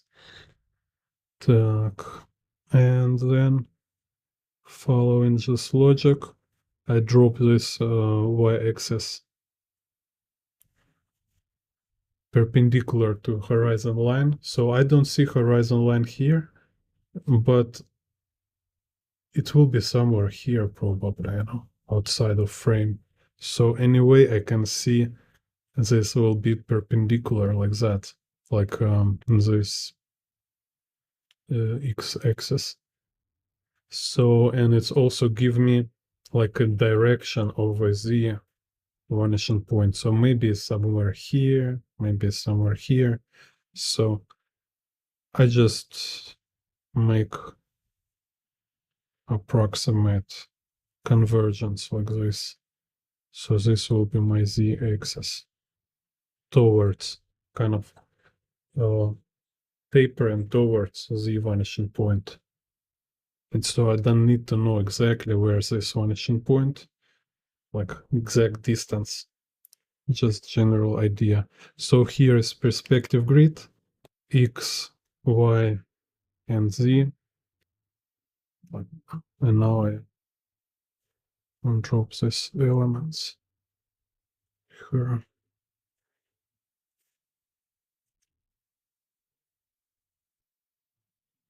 Let's, is there sound? 1, 2, 3. Yes, sound here. Так.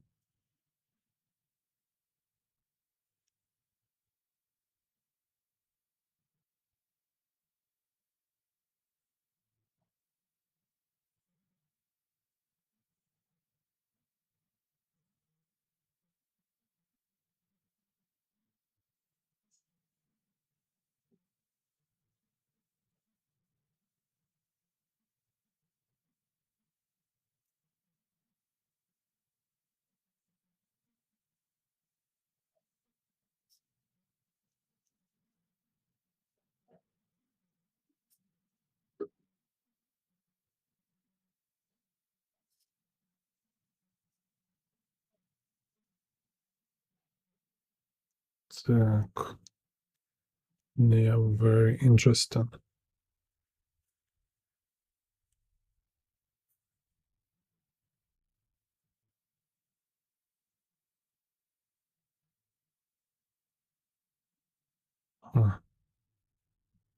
So also like will be useful to better clarify for yourself, like from maybe like a side view, how actually she's standing.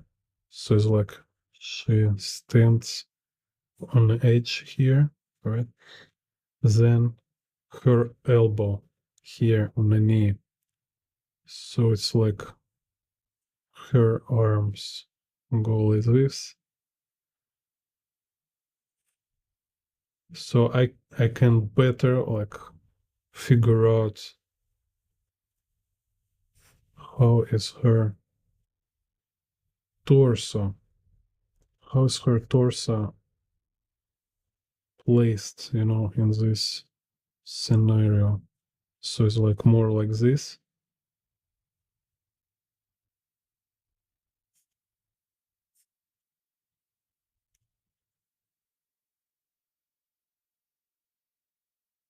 And her head kind of this something.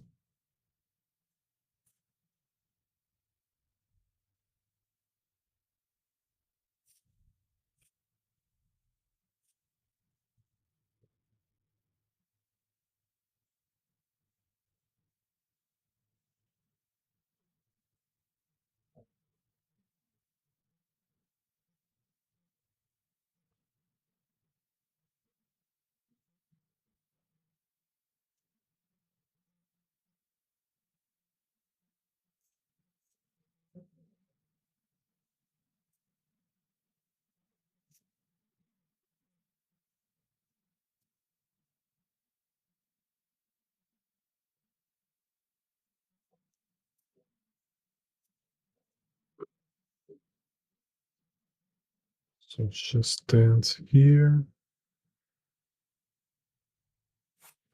and camera kind of look here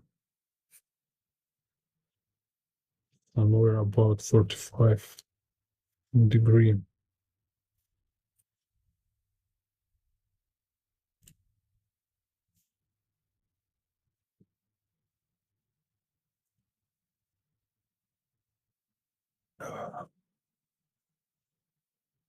So it's kind of like a side projection help me better understand what I'm looking at. Because like I see all these distortions, but for my brain I need to know exactly like what is a general construction without distortion, so I can better understand how it's changed in perspective. Так. Because here it's like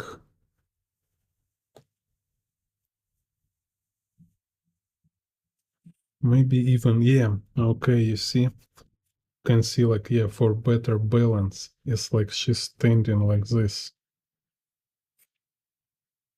That's why also it's kind of look like we have this line with the legs going to shoulders. So like this should look like more in balance. So here you see this knee kind of pointing towards her shoulders here. So here's her head.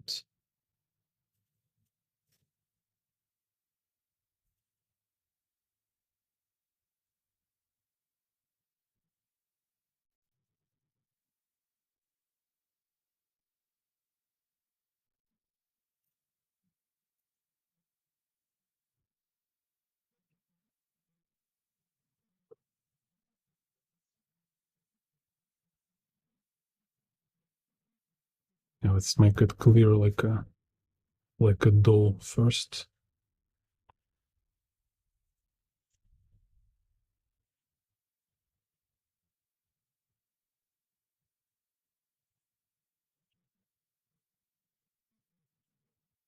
Так, здесь.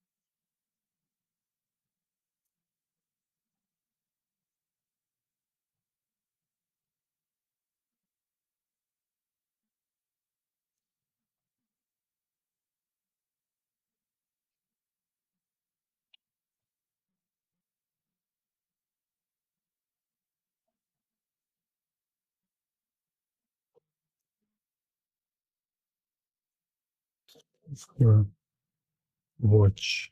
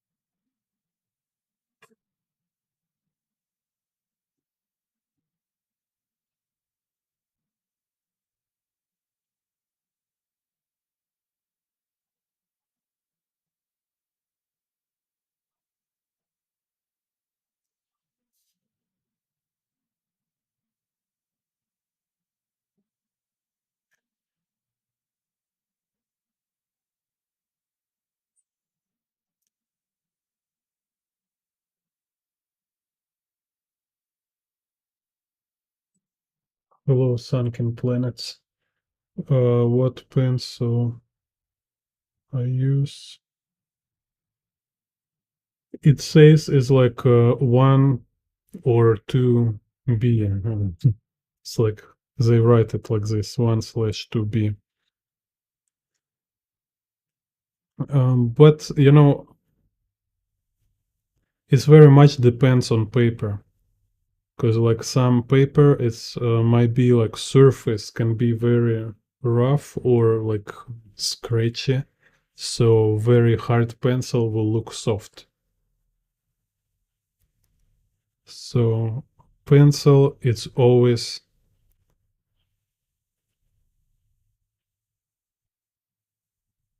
about like together pencil and paper, how they match. Also like a glance paper, this make it totally different um,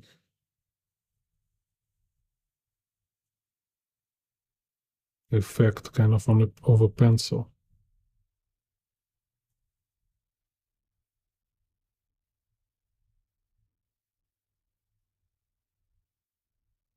So you better experiment yourself.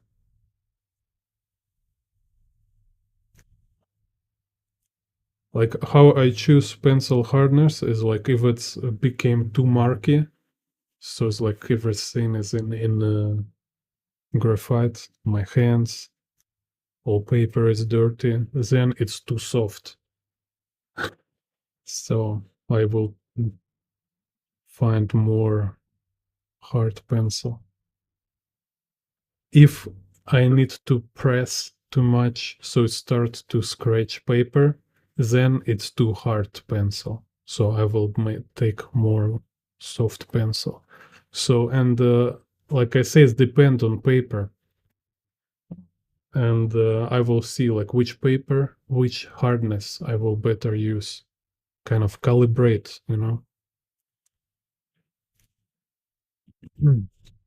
To make sure it will be not dirty, and also it will be not too hard so it will like scratch paper, because somebody can draw very careful with the very hard pencils, like they have this like very light touch and they like to see light lines. For me, I don't like to light lines, I want them be like middle. So if I take pencil is too hard, I will start to press it too much.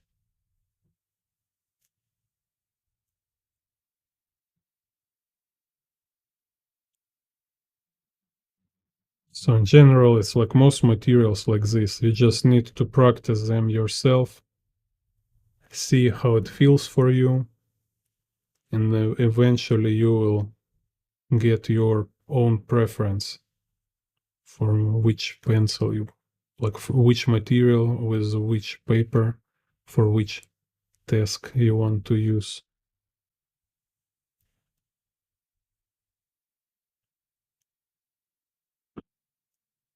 So that's why it's crucial to draw a lot, because if you just draw not enough, you will never know. You will never be able to choose materials because you don't have enough experience on which you will base your decision.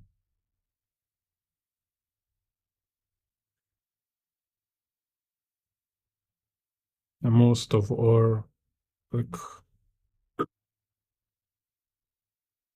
most of all kind of problems, issues, it's solved by amount of work. Just it's really like in general, it's just like first thing you should to improve for yourself, it's to learn how to draw a lot. Just kind of keep figuring it out, like keep trying and experiment with your working process, with your like way how you organize yourself, how you organize your workspace, how you motivate yourself, anything, to learn how to draw more and more and more, how to get accustomed, how to be comfortable with drawing a lot. And more you think about it, more you try to do more and more drawings per day, per week, just general time spent drawing stuff, more you will able to do it. So it's kind of like it's one kind of specific skill on itself. So you can focus on it at the beginning just to force yourself to draw more, because like most of people I see, they ask questions about some kind of advanced stuff, but when I look their work, I see they just draw so little, so they cannot do any decent work with this kind of attitude. No, because so many tasks, so many problems, they solved by try and error. Like you want to draw illustration, okay, be ready to draw it like from fifth attempt, from 20 attempt. Maybe you draw it once, you find it's disgusting, you want to redraw it. You might redraw it like 5 times, 10 times. You might like draw like preliminary, like some thumbnails or sketches before you start to draw big one. So also like you just like your volume of drawing is a lot, because and by drawing like many time, by drawing many similar pictures, just by drawing, having many this kind of attempts, you will improve and you will learn something. So, and this like kind of tendency of all beginners kind of looking for advice uh, with kind of subconsciousness desire to get advice which will let you draw less. It will like help you to avoid all this repetition and try and errors, and like help you to skip all this and draw immediately very well, when in reality you need to start from this idea is that like if you want to be artist, get accustomed to draw a lot. No matter it's like good drawings, great drawings, average drawings. It should be so many. Like if you're fish and underwater, right? So you're surrounded with water. So you as artist is this kind of fish who's surrounded with your drawings. It's like they're everywhere and they're all the time. You're like a crazy person. You're constantly drawing. You constantly make some scribbles, some studies, some like warm-ups, perspective grid practice. You just sit and make this kind of practice of perspective grid. So you should like a fish just like drowning in your drawings. And this is just like your default reality, default state. And when you get there, when you have teach yourself to be in this kind of constant drawing state, then you will see you improve and progress very fast.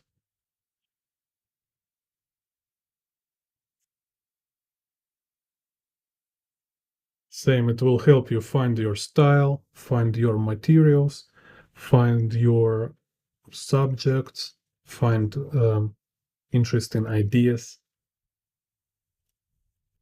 All these kind of problems they will solve just by this like volume of work. And without this volume of work, it like when these people ask for advice or go to study something, for teacher it looks like, you know, it's like you're captain of a boat, right? You go inside this boat and you don't move anywhere, but you sit there and you're like la la la, like you're imagining yourself like you are sailing ocean and you know, but it's even not in the water yet. It's still kind of like on your garage, you know. So you like so much into all this idea about how you became great artist, how you sail ocean, how you like discover new lands, and how brave you are, like stuff like that. So same like this beginner artist who is not drawing, they like draw one picture in a week, you know, and they expect they will arrive somewhere with this amount of work. No, it's just impossible. You will use like you standing on you just static. You don't move anywhere. Not no advice. Nobody can help you if you don't move.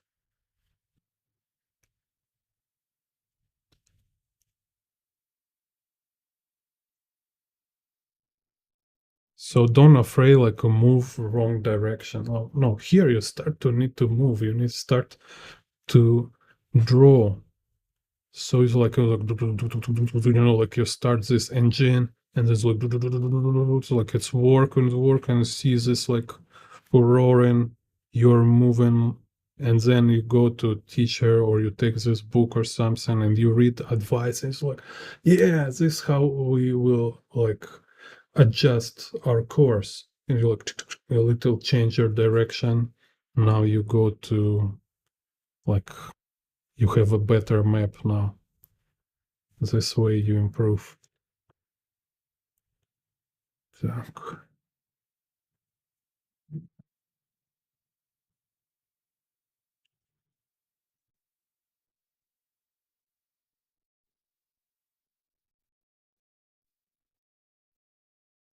So here, let's see.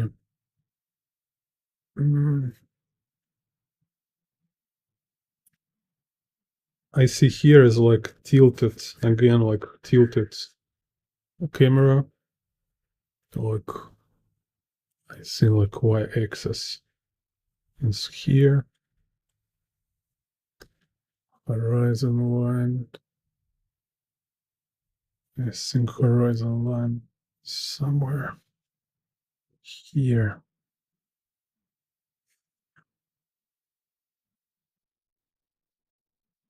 Like, so should be, I will do curved horizon line. So you see, like this picture here, I don't see horizon line. I don't see any like symmetrical geometry. So I more like fantasize. I try to implement here. I like, it's more like I create my own perspective grid for this. But I have very clear system. I have this repeat, same pattern, same construction.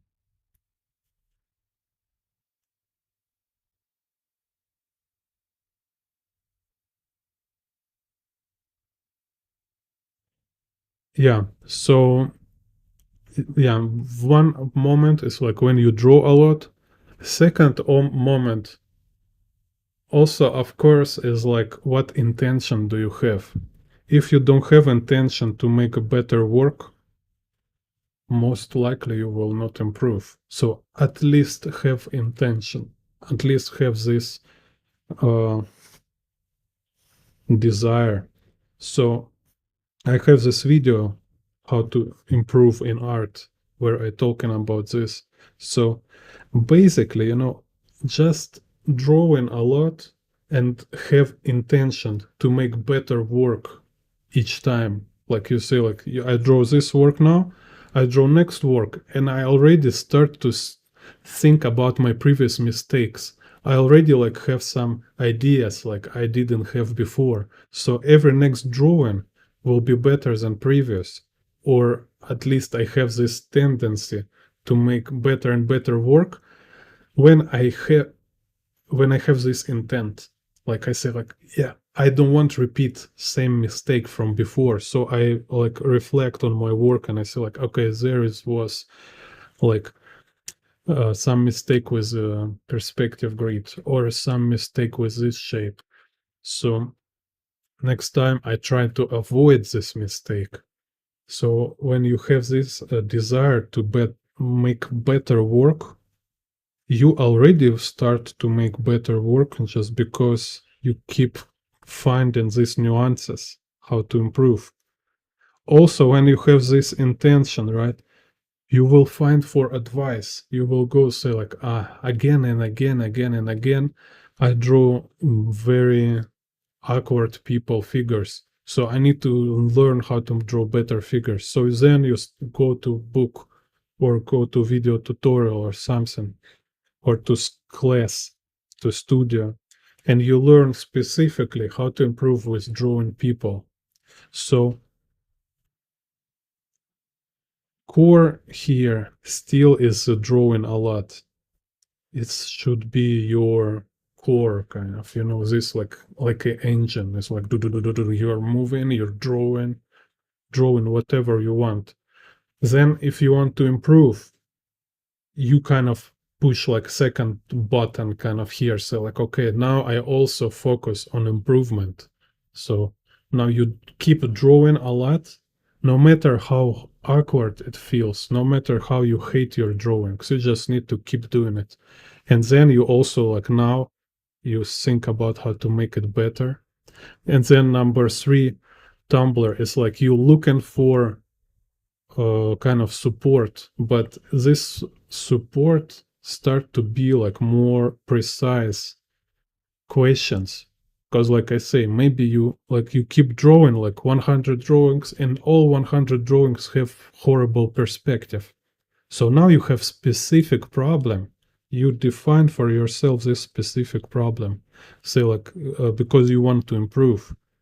And now you go somewhere to look how to study perspective and you try to implement this kind of um, theory you learn. So this kind of like a three main components. That's it. And all of them, like, and this, like, all this, like, theory and studies you can find, they just will not use if you draw too little. Yeah, so it's still kind of core.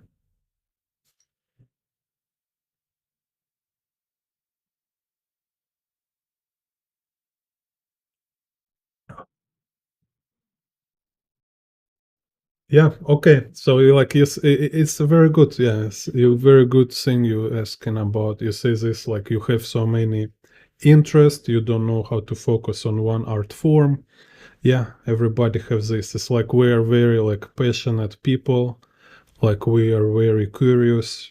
Like in general, right? Like creative people is this kind of curious and passionate people. So it's like real issue for us is we're keep like fall in love and stuff and like keep being like inspired by different things. So it's like, oh, I want to do sculpture, I want to do 3D, I want to make computer game, like I want to be like Olympic champion, whatever. You just keep um,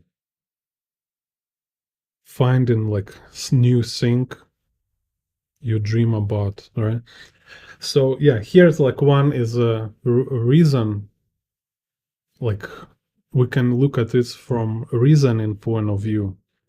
So from reasoning point of view, it will be like, yeah, you need to be realistic. You need to see like realistically, like I cannot be like a world champion in like kickboxing world champion and a golden Olympic in gold medal into swimming on Olympic and also get like philosophy PhD and go to space to be astronaut. Like I wish I can do all this, but realistically, of course, I will not, right? So it will be like silly, stupid for me to keep having this desire like in mind, like yeah, I wish one day I have a dream, I will be astronaut and I will be like teaching like philosophy in a university. Like imagine myself like years like blah, blah, blah, blah, blah, like Aristotle here. No, it's kind of realistically like I don't have time for this, obviously. And then we have like other one, not like from reason point of view. Other one is like from, like say, emotional. I don't know. Let's say from emotional or psychology approach. Like let's look this like psychologically. Like um, when I was in art college, no, I was already in art university. I get this kind of art crisis, and I think to shift from oil painting department to sculpture department because I was very inspired by level of their draftsmanship because like in general like sculpture departments like seems like very good communities. They're like students, everybody very serious, like compared to my class, like everybody was so lazy, easygoing kind of, like they choose to go to oil painting because they think it's easy. And I kind of like, I don't like it. I hate kind of lazy art class. I will better draw myself. So I'd go to sculpture department and I start to go to their classes. And then it was we had their three teachers.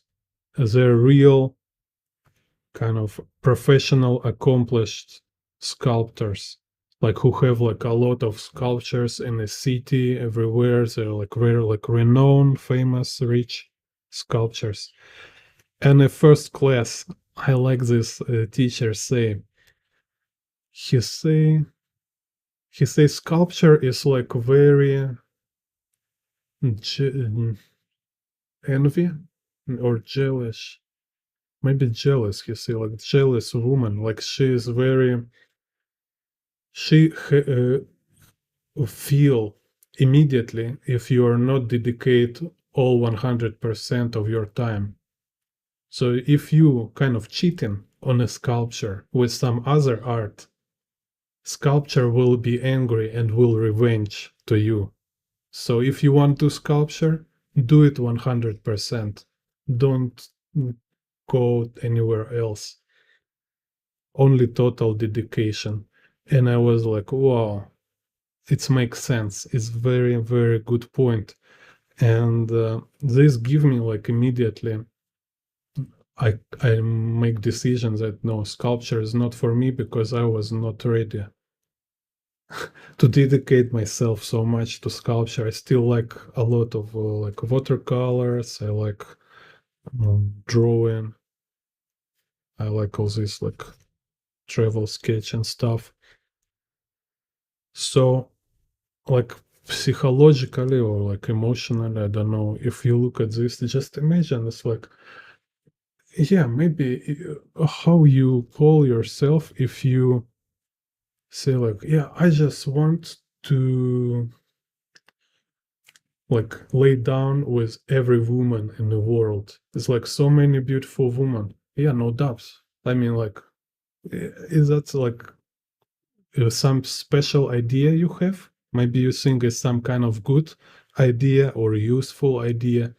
No, it's kind of very um, common and pointless idea. It will lead you nowhere. Better you start to be more serious, kind of, right? More like grown up. So you need to choose direction.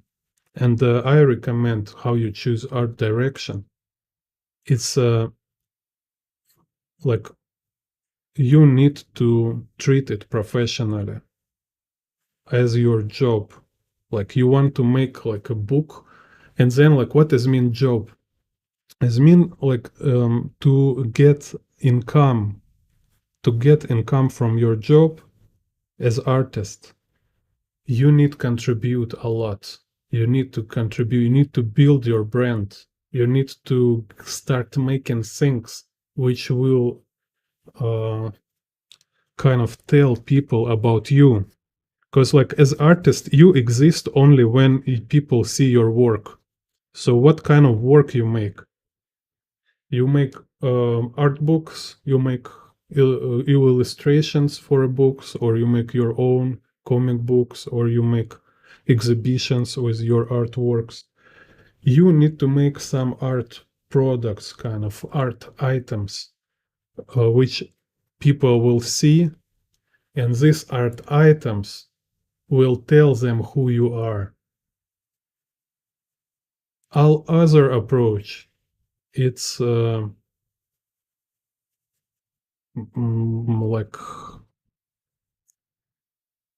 it's so vague and pointless, kind of like when you think about like, oh, I just like draw these pictures, I like draw what that pictures for what, you're it's not childhood anymore. Now you do it like um for other people, like some kind of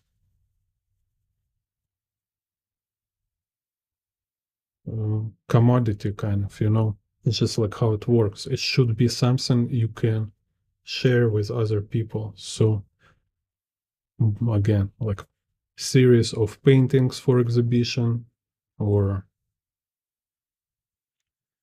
uh, art book, comic book, your animation film. Here's weird clouds. Should be like this. So you have no choice when you start to treat it professionally. Yeah, you will need to focus on something, because you cannot be like famous in everything. Because even like Kim Jong-gi, for example, like any artist you take, they're first of all, they made their brand based on one thing. It's like one thing which makes them known as artists. They might do many different stuff, but this is like something came along. It's like you are not doing everything. It's just like happen. You also can do this, also can do that, but it's better for you to focus on one thing. So like Kim Jong-gi, he doing this murals like a performance art. So this kind of murals make him world famous. Not his art books, not his comic books, not his like book illustrations or his like illustrations for some Korean projects. No, first of all, what made him famous is his ability to draw like in a real time without pencil, with markers on a big surface. It might be like a wall or it's like a very big canvas or big paper. So he is like muralist, performer, artist. It's like as a brand. So then whatever artist you say, like Daniel Warren Johnson, he's a comic book artist and he is like author. So he have his own stories. He draws them in a comic book form. What else he draw? All his like scribbles, doodles, schmoodles. He might draw whatever else, like horses. Maybe he like to draw horses, but nobody know about this. It's kind of hobby, right? So if you will spread around with your hobbies, like drawing this, drawing that, you will never become professional. So you can do your hobbies on a free time aside from your main project, but you need to have like really clear main project. Your main artist direction is like really, really essential.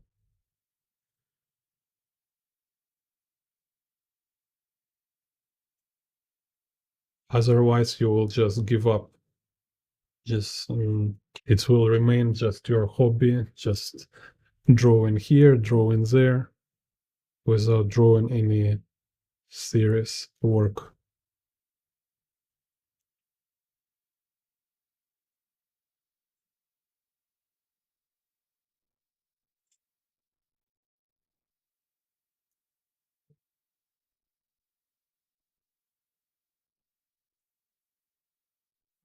Uh,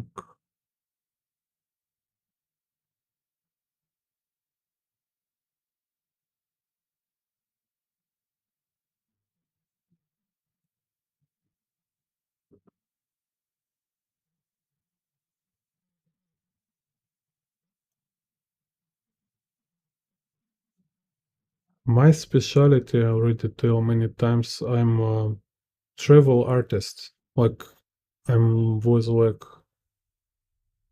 more than 20 years I've been drawing travel and draw different city from observation, just like take my stuff and go to different country and draw. So now I want now kind of like I'm in transition. I changing now my specialty. I want to be like independent, like outer creator, like a Daniel Warren Johnson. So kind of like I'm making this transition. So I still keep doing my kind of previous type of work, but I transition into other. So it's always clear direction to which specialty I go. It's not like just you sit and draw in things, like I'm artist, I draw in pictures. No, it's always clear profession, clear type of job. So when I all these years I've been like travel artist, I make a series of artworks to make exhibitions, to sell originals on exhibitions. So this kind of like my work is like professional type of activity, kind of, let's say.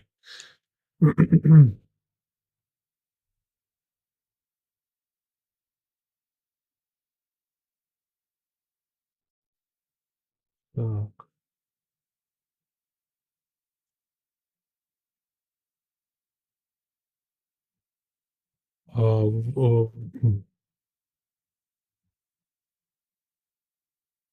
cool. Okay, great. Thank you. No, I don't. No, I wish, it's like I want to be like professionally uh famous, let's say. So like to I want to have like a lot of clients who love my work, and so I have too many requests. This is kind of my let's say hope for level kind of what recognition I want. I don't want to be like famous like Madonna, or who's like, how's it called? How's this singers? Taylor Swift, right? Like, no, I want to be like more anonymous, but anyway, just do whatever I can um, to get like, yeah, more this recognition from people who want to buy my work. And it was easy before, like right now it's not so easy for me, because also like I'm very picky myself. I don't want to do any work. I only do work I like. So,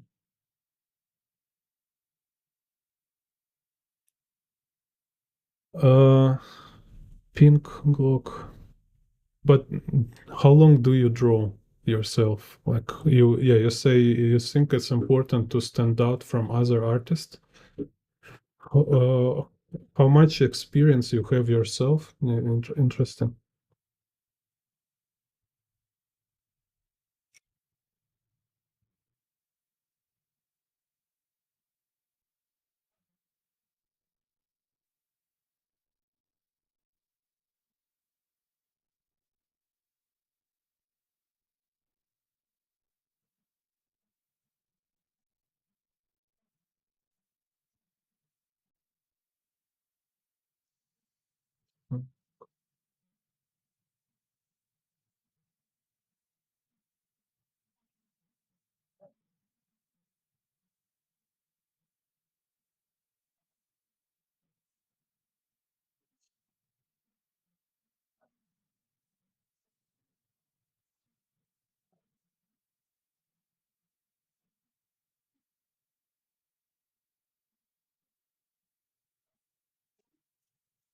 Because like why I asking, because it's interesting. It depends who makes this statement. It's like if you're a beginner artist or you're like a student, you might think this in the wrong way. You might think it's like you need to be like a flashy, like original, like nobody think like you and stuff, something like this. When in reality, like more you draw yourself and better you understand this subject of like kind of better understand like quality of artworks, and you look around, you realize there is not much artist around. There is no much artists. So like you want stand out from who? So most of people who draw, they're not real artists. It's just some people who use an art materials. So you don't need stand out from them. They're It's like totally another level. So and then is like professional community of real artists. It's pretty small. It's not so big. It's not like oh, it's super over competitive. No, you will stand out first of all when you with your like characteristics as a like a professional artist, like how strong your essentials, how literate you are, how good your work ethic, how industrious you are. This is what make you stand out, because when you became like kind of any decent level, you immediately stand out from all this kind of amateur artists, like who calls themselves artists. And like uh problem here, like average people, like majority of people, they don't know much difference. For them, hard to say who is artist and who is like who's just like some random dude, you know? It's like it's literally like some guy like wear like this kind of, let's say, how it's called, tactical. Some dude just wearing like some special forces attire, kind of, I don't know, this like combat gear, walking around. Like, is it make him like a special forces guy? No, it's just like some kind of like cosplay, you know. But with artists, like you make some drawings, you call yourself artist, and people think you're artist. So you don't need to compete with this, or you kind of stand out from this. So you better. I think, like, I mean, it's just this kind of view don't give you much. It's not really reasonable perception, because you don't need to compete. You just need to carve for quality, because and then at certain moment you get to this like real quality of real artwork, which is don't have competition. Like I don't know, like imagine like competition between mothers. Like we have like different children and they need to tell about their mother, and some jury will tell like, okay, which mother is better depends on the definition on from their children, kind of something, you know. It's like, it's just what is all about. Like, if she is a healthy, decent mother, she will be best because she's your mother. Just it. Same like if you make like real artwork, it's beyond competition. Is don't need to stand out, don't need to be different from other artists. It's only needs to be real, and you will achieve it only through very hard work and very crazy dedication and commitment. Is otherwise, if you will looking for difference, like how to be different from others, you might be never will make real work. And this kind of like, for me, I think it will be useless. Like, so what? Like, you did all this stuff, but as a creator, as artist, you achieve nothing. All this kind of flashy stuff don't bring anything for our kind of creative field. Let's say, I don't know. Not enrich our world.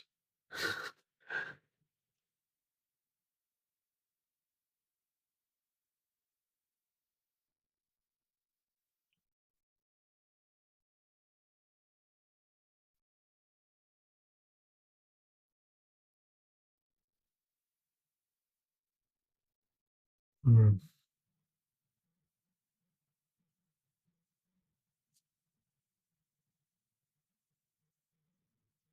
Yeah, yeah. So that's interesting.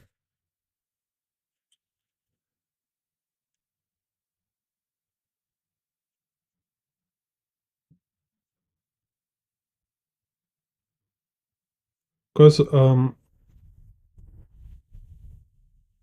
making art is not just something like outward thing.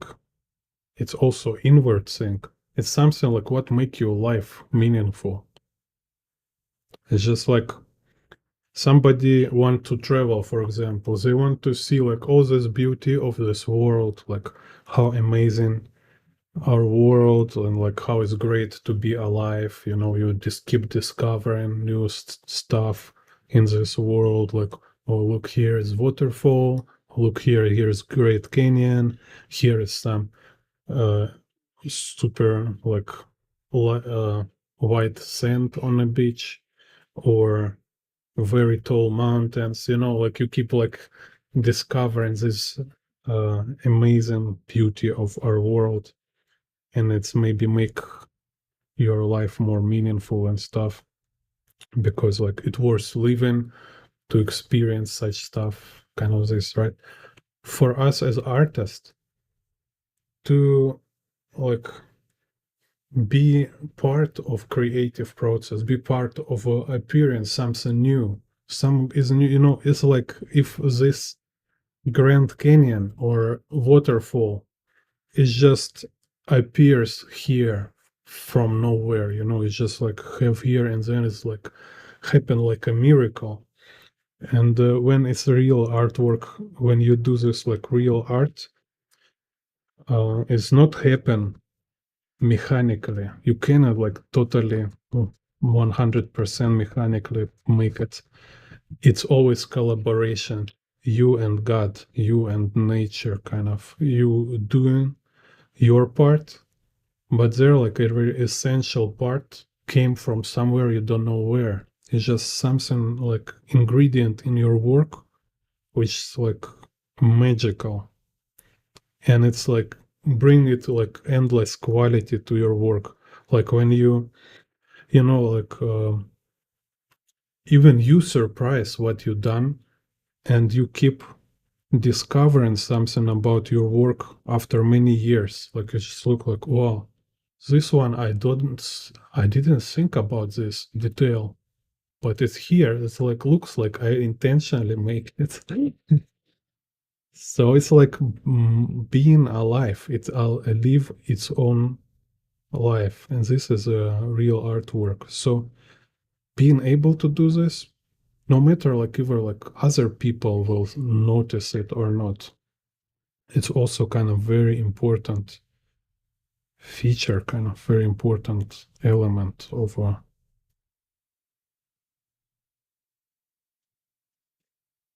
creative kind of work. So yeah, for me myself, I think sometimes like um, it's good to be able to implement some of these kind of qualities which make your work more sellable, right? Or like more easy to comprehend or more valuable for other people. But it's became like additional subjects, like some attachment. So need to be careful. Don't don't make like major priority something which is secondary.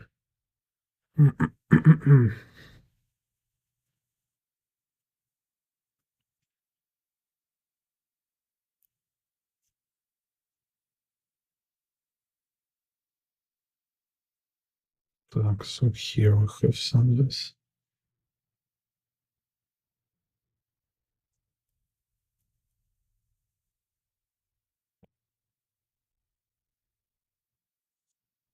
Yeah, sunken planets. Yeah, when you make some actual work, I mean like sellable product, it's important for our brain, because like if you are not sheikh, I don't know, if you're not like prince from royal family, so like yeah, if you're from royal family, you ever don't need to think about how to survive. You never need to think about money. It's just like you born in this environment, so for you this problem not exist. Yeah, if you're from royal family, if you're like super rich, old money guy, all the stuff for you is like, what are you talking about? What kind of job? All this stuff. Yeah, then fine, you can do whatever you want. But as most of people, like average normal people, our brain, he will constantly kind of question your behavior, your activities. Say like, why you spend so much time for drawing? Why? Are you crazy? You have nothing to do? Do you know like if you're not make money, you will don't have food. So better focus on your work, so and when you make your art bring money, your brain say like, okay, I see it's makes sense now. Now I see it's serious. So this make your art be a real important part of your life when it brings money to you for like subconsciously it starts to you start to subconsciously treat it more serious.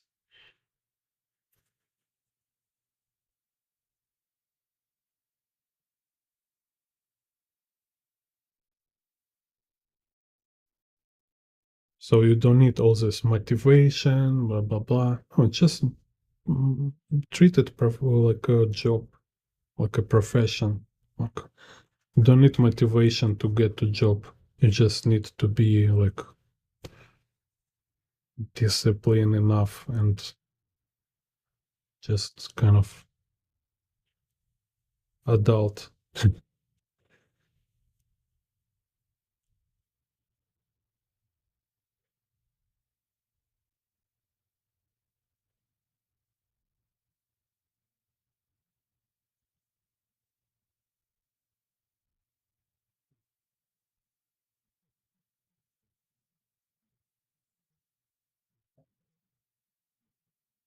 Cool. Thank you. Yes, so this is like more, this is just studies and like art class demonstrations. My sketches, they look different. Let me find, maybe I can show you something. So,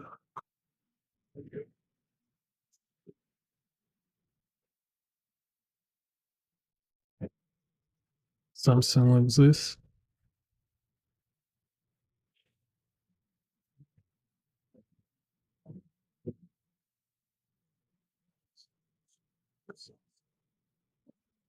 This. Like this one of my favorite works. It's bigger than camera here. But so this I draw is like a real place. It's like a bus station. And here is a metro station. And this like view is so crazy. I love it. It's kind of catharsis here. Brings me epiphany. Also, I did illustration for my book about Taipei. So here's like Taipei map. It's like maybe it's too many details. So I also sell my original works on my website. So you can go to Jimbon Art. This is my favorite too. Also, it's cannot show all. It's too big. Like this. So here you can see Taipei 101.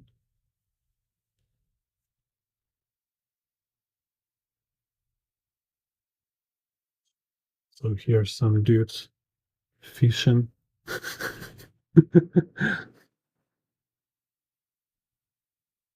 So you see kind of like playing with geometry, make it like a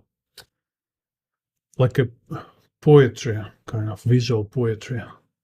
So and it's hard to even like for me it's hard to say in the words what is happening here. It's just visually work on itself. It's like when you want to show something you cannot say with the words. And this one, like I was joking about these robots from Elon Musk. Like in the future, people will buy robots and they will even lazy to walk. They will like riding riding their robots. And here is angel. How I say? Um, make this like a signal about apocalypses. So it's like occasionally, I don't know, it's why I like it. It's like it just occasionally happen to be very surreal. It look like surreal, like all this geometry. I don't know. It's just like for me myself, even if nobody buy it or nobody see it or not understand, but I just like myself, I can sit and watch it for hours. It's just somehow it's became like a trap for my brain. I just get captured by it. It's like mesmerizing, you know. So this I think this is very important. It's just to make something like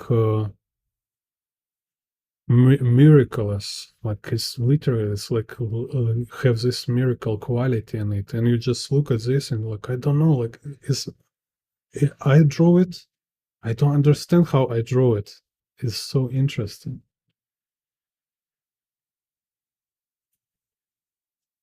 Yeah.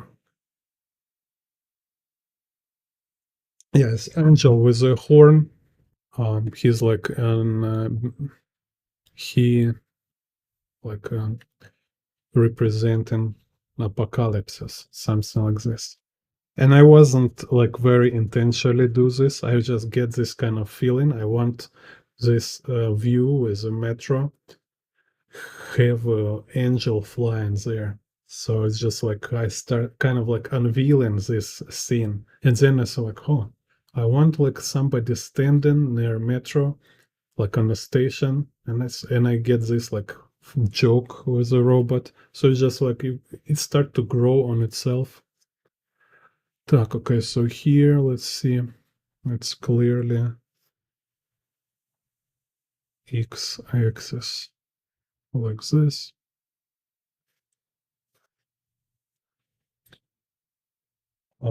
This okay, see x-axis and z-axis. So and now I get this kind of like a childhood desire to draw comic books, and I draw some comic books. I just don't show them now. They're like more like my creative experiments, and I working on making my own comic book to make it like professional work. And I was also thinking about how can I make this quality of work which will give me same feeling like I make something real. So it's not just drawings on drawings on a paper, it should be like a gate to this like reality, parallel reality, like a dream. So you read my comic book, and for you it will be like you're dreaming. Because this I want to do. You just you just experience um you get experience like in a real life, but it's in your mind. This is very cool.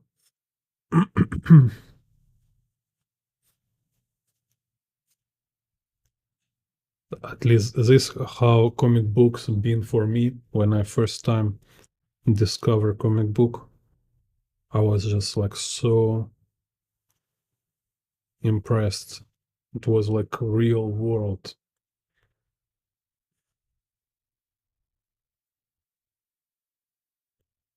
So,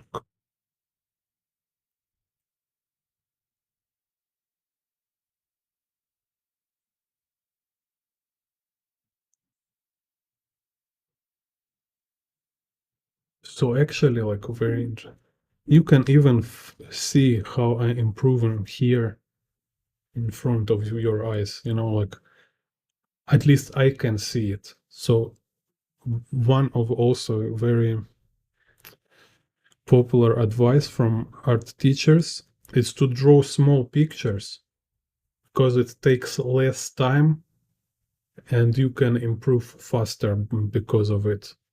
Because like it's like you make small finished work and you can like make more works and get this more experience in a short time. So I'm here even doing this like how many, like 4, 6. After 6 drawings I already feel like I can draw better this kind of angles.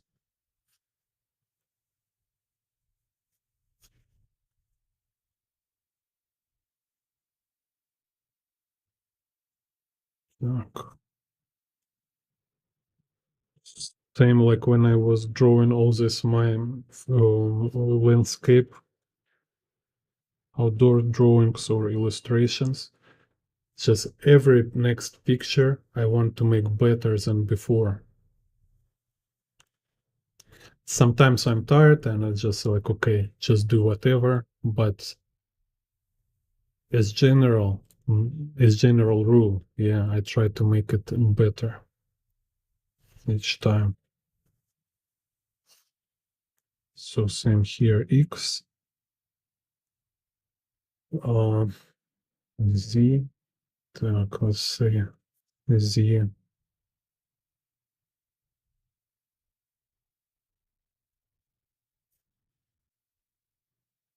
will be like this.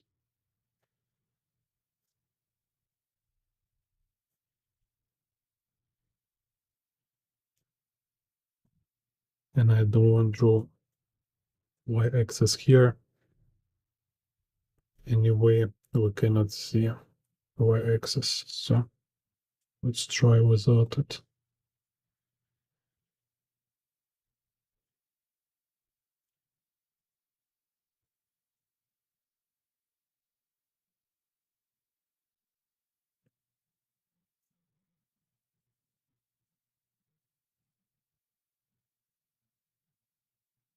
Yeah.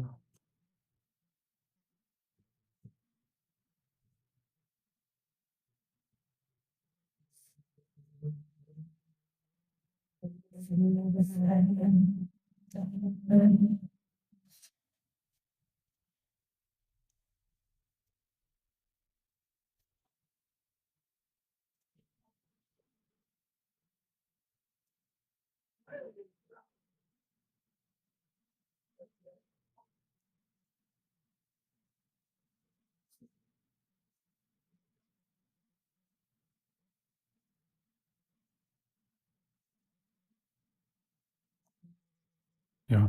Thank you everybody for chat. That's very cool. And just nice to have kind of human communication. So I'm not just drawing on my own. Like with the camera, it's like really weird.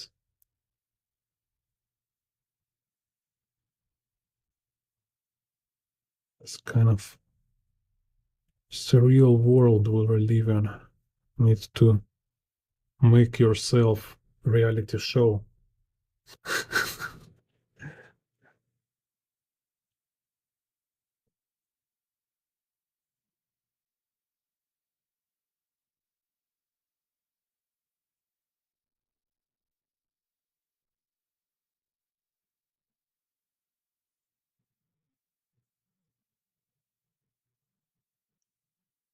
Так, so here's this leg.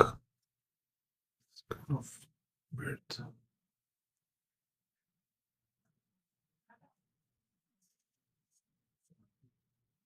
So now also I have 3 books I need to finish. I work currently. Like one art book, second is a book about how to urban sketch, how to be like a travel artist, and a book about how to draw motorcycle. Yeah, it's kind of very scary to draw on a camera, like in because like you're exposed, you're very exposed. Like, oh, they see like my line's not perfect. Or especially like when you teach, you see like, okay, like I need to be like perfect and super. It's like absolute master. But for us, like again, like I say, it's you just notice creative people. You notice all these like brands and famous creators. So often there is not so much quality. Like main quality you should to have is just to produce. Just produce. So if like internally for artists, a main thing is to make something, and externally as a brand, you need to constantly deliver. You need to be prolific. Even if your work is mediocre, just having this like predictable, constant output can make you sellable and famous.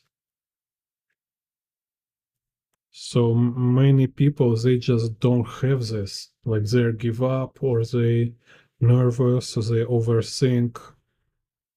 So they make like 20 drawings or something, like 5 exhibitions, and that's it. And they stop. And here's some crazy people who's like a maniac. He just like keep doing, keep doing. So just need to get over it and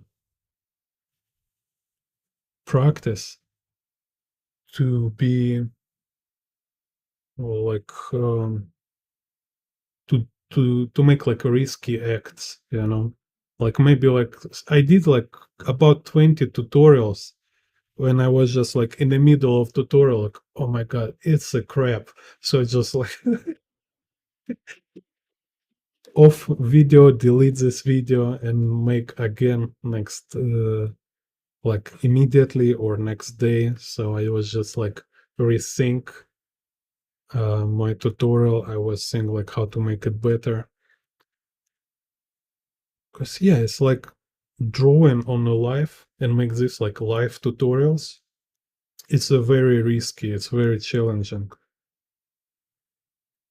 So what you can it's just like characteristic of it. For me, I will rather fail on a live than I will spend like all day for make this kind of tutorial where you need to edit. Is so annoying. You know, you sit, you make this like tutorial, 20-minute tutorial, and you spend like 1 or 2 days for editing. This takes so much time. So I'd rather make a video on a live without editing. And I can like I more prefer to spend some time for rehearsal, and maybe I will couple time, maybe I will even like screw up on a live video, so then I will remake it.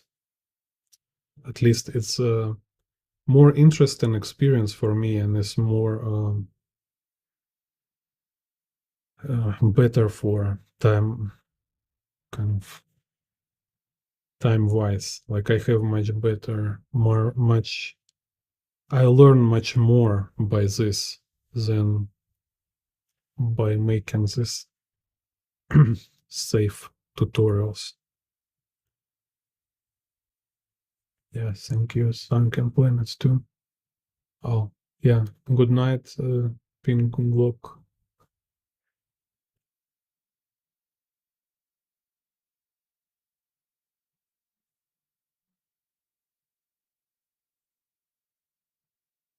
Так.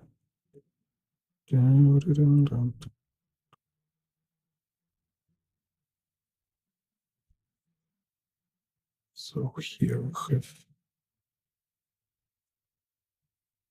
this kind of belt.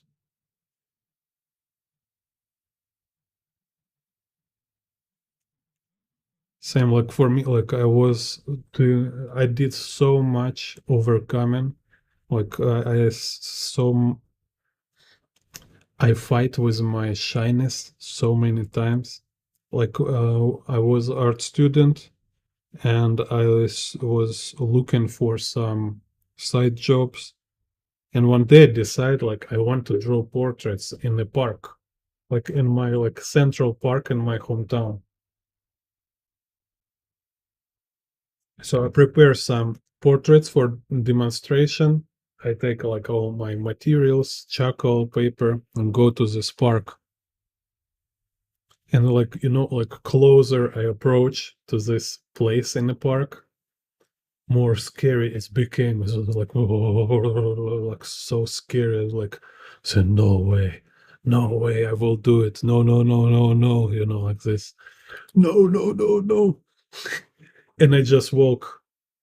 I don't stop. Like it was so scary. Like it feels like if I will put my works there and I like put like here is my drawings, here is the price, and I will draw you. It's like all street will try to kill me immediately. It was feel like this, like real life danger. It was so scary. So I passed it by, I walk, and it's like, oh my God, I'm a coward. Like, I cannot do this. Like, why? And I turn around, I go back, I walk, and again, this like fear like grows and like it became so overwhelming, like scary kind of. And I like again walk by, and I just like, okay, screw it. And I just walk to, I walk to bus, take bus, go home. I sit in the bus like, oh my God, I'm miserable. I'm a coward. It's so ridiculous. And I go home and like all day I was hate myself. I sit at home. It's like, why is why you don't do this? It's so weird. So I say like tomorrow I will do it for sure. So again, like tomorrow I prepare all my materials, take a bus, I go to the Central Park, and again I can't stop. So and this was happened like 3 days, I think, like or maybe first time it was like 1 week. I was just like constantly like I can't stop to to like for my like workstation kind of to draw people portraits. But I also like I go back home and I was just like challenged by it. Like no way, I will not give up. I was just like I will hate myself all my life if I will not do it. It's ridiculous. So and then one day it's like, just, come on, just stop it. It's so funny. It's ridiculous. Like you keep walking around this place, just sit and draw whatever will happen. So I sit and after like 1 hour, okay, nobody screaming at me, nobody beating me, like nothing happened. People doing their stuff and I doing my stuff. Nobody cares. So and then I did a lot of drawings there. I make like money there, really. Like you can make very good money as a portrait artist. And I make friends. Like I met a lot of other artists who draw portraits. They tell me their experiences, like how they travel to Black Sea on a summer, and they can like make like really a lot of money very fast drawing tourists, portraits of tourists. So this kind of how it became one of my tool how to make money when you on a travel. You can kind of draw people of portraits for money. So yeah, and I've been drawing like many different people. There was like some guys like before I was really shy, but there like I'm like a professional artist, and I've been invited to nightclub to draw people in a nightclub. So it's a very good experience, like teach me when I was in art college, teach me like how many opportunities is like right here, and you can avoid them just because you're shy. It's just, you're shy, so like you're afraid people will think you're not good enough. Yeah, Tbilisi, yeah. But I was in this Gelendzhik. So I'm from Rostov on Don, and on the summer I went to Gelendzhik one day. But I find out is no legal to draw people on a beach. Like, no, not directly on the beach, but they have this like tourist alley near beach. So in the first day when I see to draw people there, police approach me and they say like I cannot just like this sit and draw people. They have like official papers. I need to make official papers to be like portrait artist. But if I draw a little farther away, it's okay. So there's a lot of like kind of ant trails where tourists walk into beach, so I can go and intercept tourists and draw their portraits there.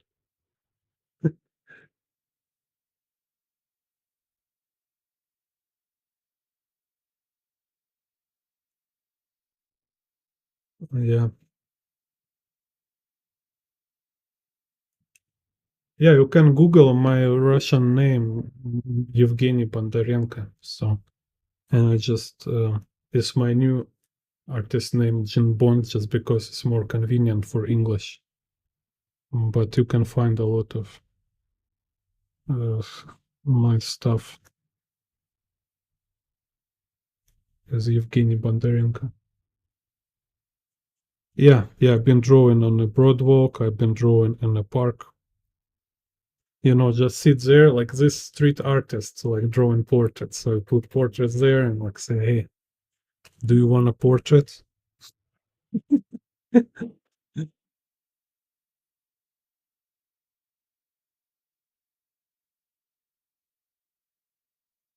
And it's like every time it was stressful. It's like very, like only now I feel like I don't care. I can just sit somewhere and like I can draw people portraits anywhere right now, like after 20 years, right? But before it was always very stressful.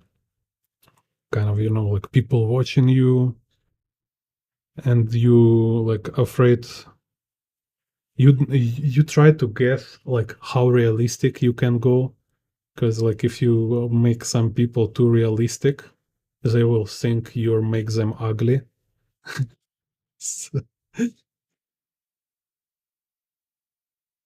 And if you make them too um, pretty, yeah, if you make them too pretty, they will think you think they're ugly. It's just kind of funny like stress. It's like, hey, why you make me so cartoony?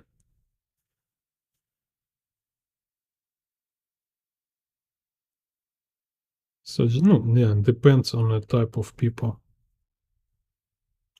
But it's great. I love this kind of experience of interaction with the people of different people. You just can explore, learn new types.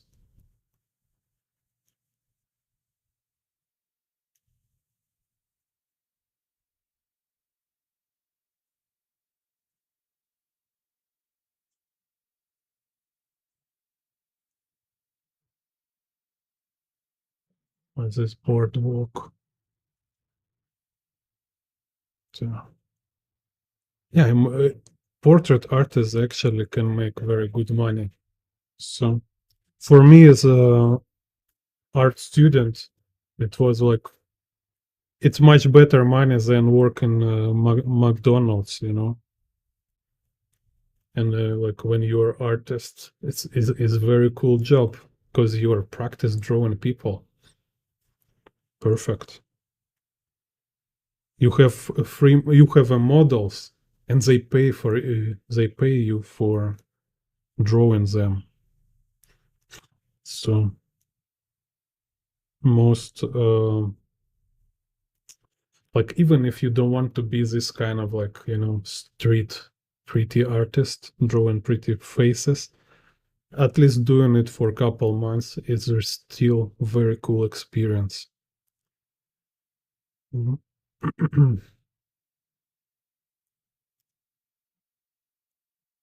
And I've been like, eventually it was also problems with park director, like in my hometown. He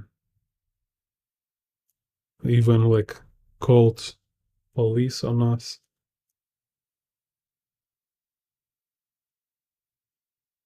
So it kind of was weird because like if in this Black Sea tourist location, artist can get licensed to be portrait artist, on my hometown park there was no way to be officially approved. So it's like in one hand there was like traditional spot where it's like everybody know there is artist drawing portraits, like everybody know, everybody go there for some portrait drawing. But park director of a park, he don't make it official. He don't didn't want to provide this as like official.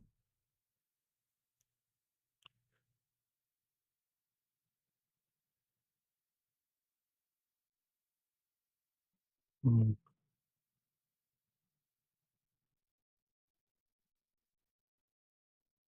Artist spot. It's I also Kim Gi-dok, this movie director from South Korea.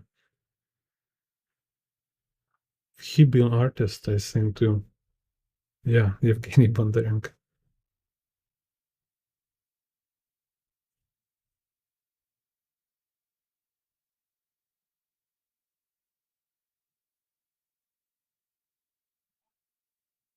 Mhm.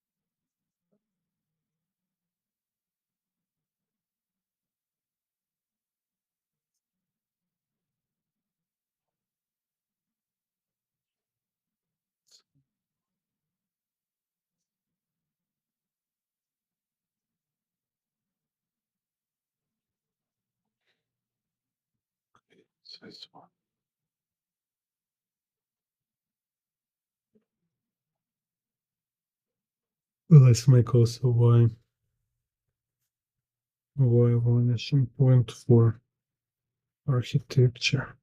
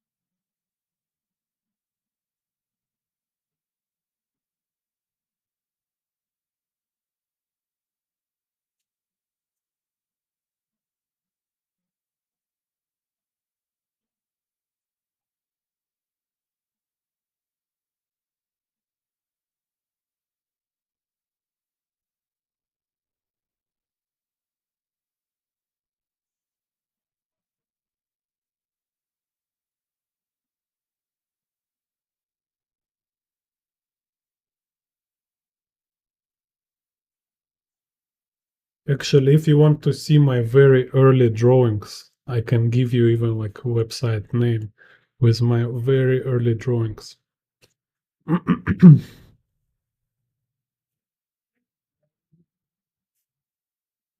And there also have some this like, I think I post there some street portraits. Yeah, you can watch.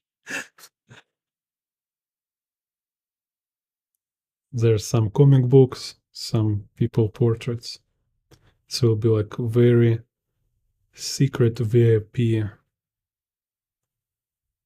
website if it still works.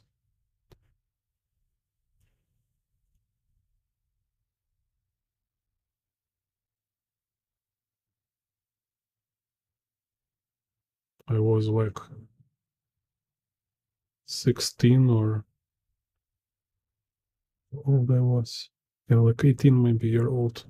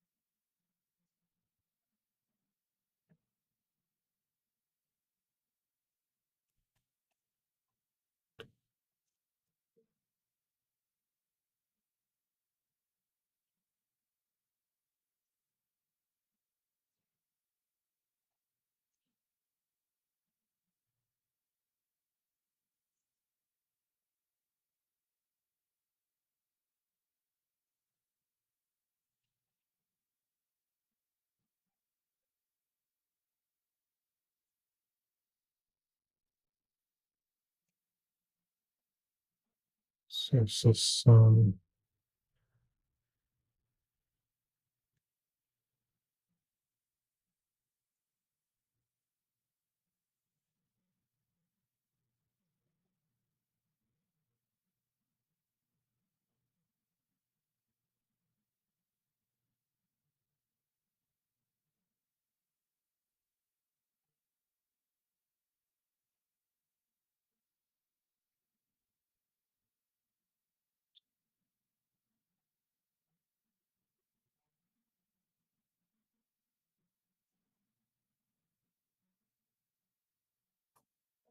texture here.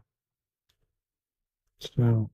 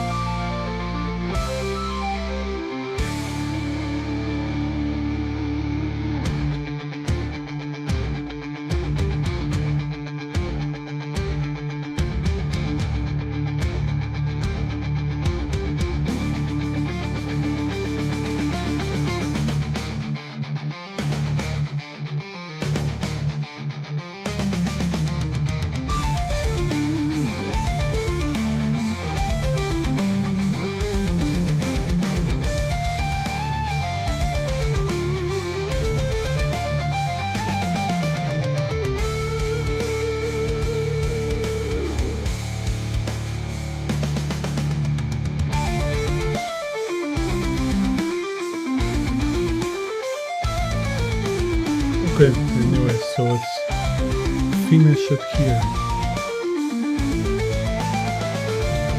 Thank you for watching. Share, write your comments and stuff.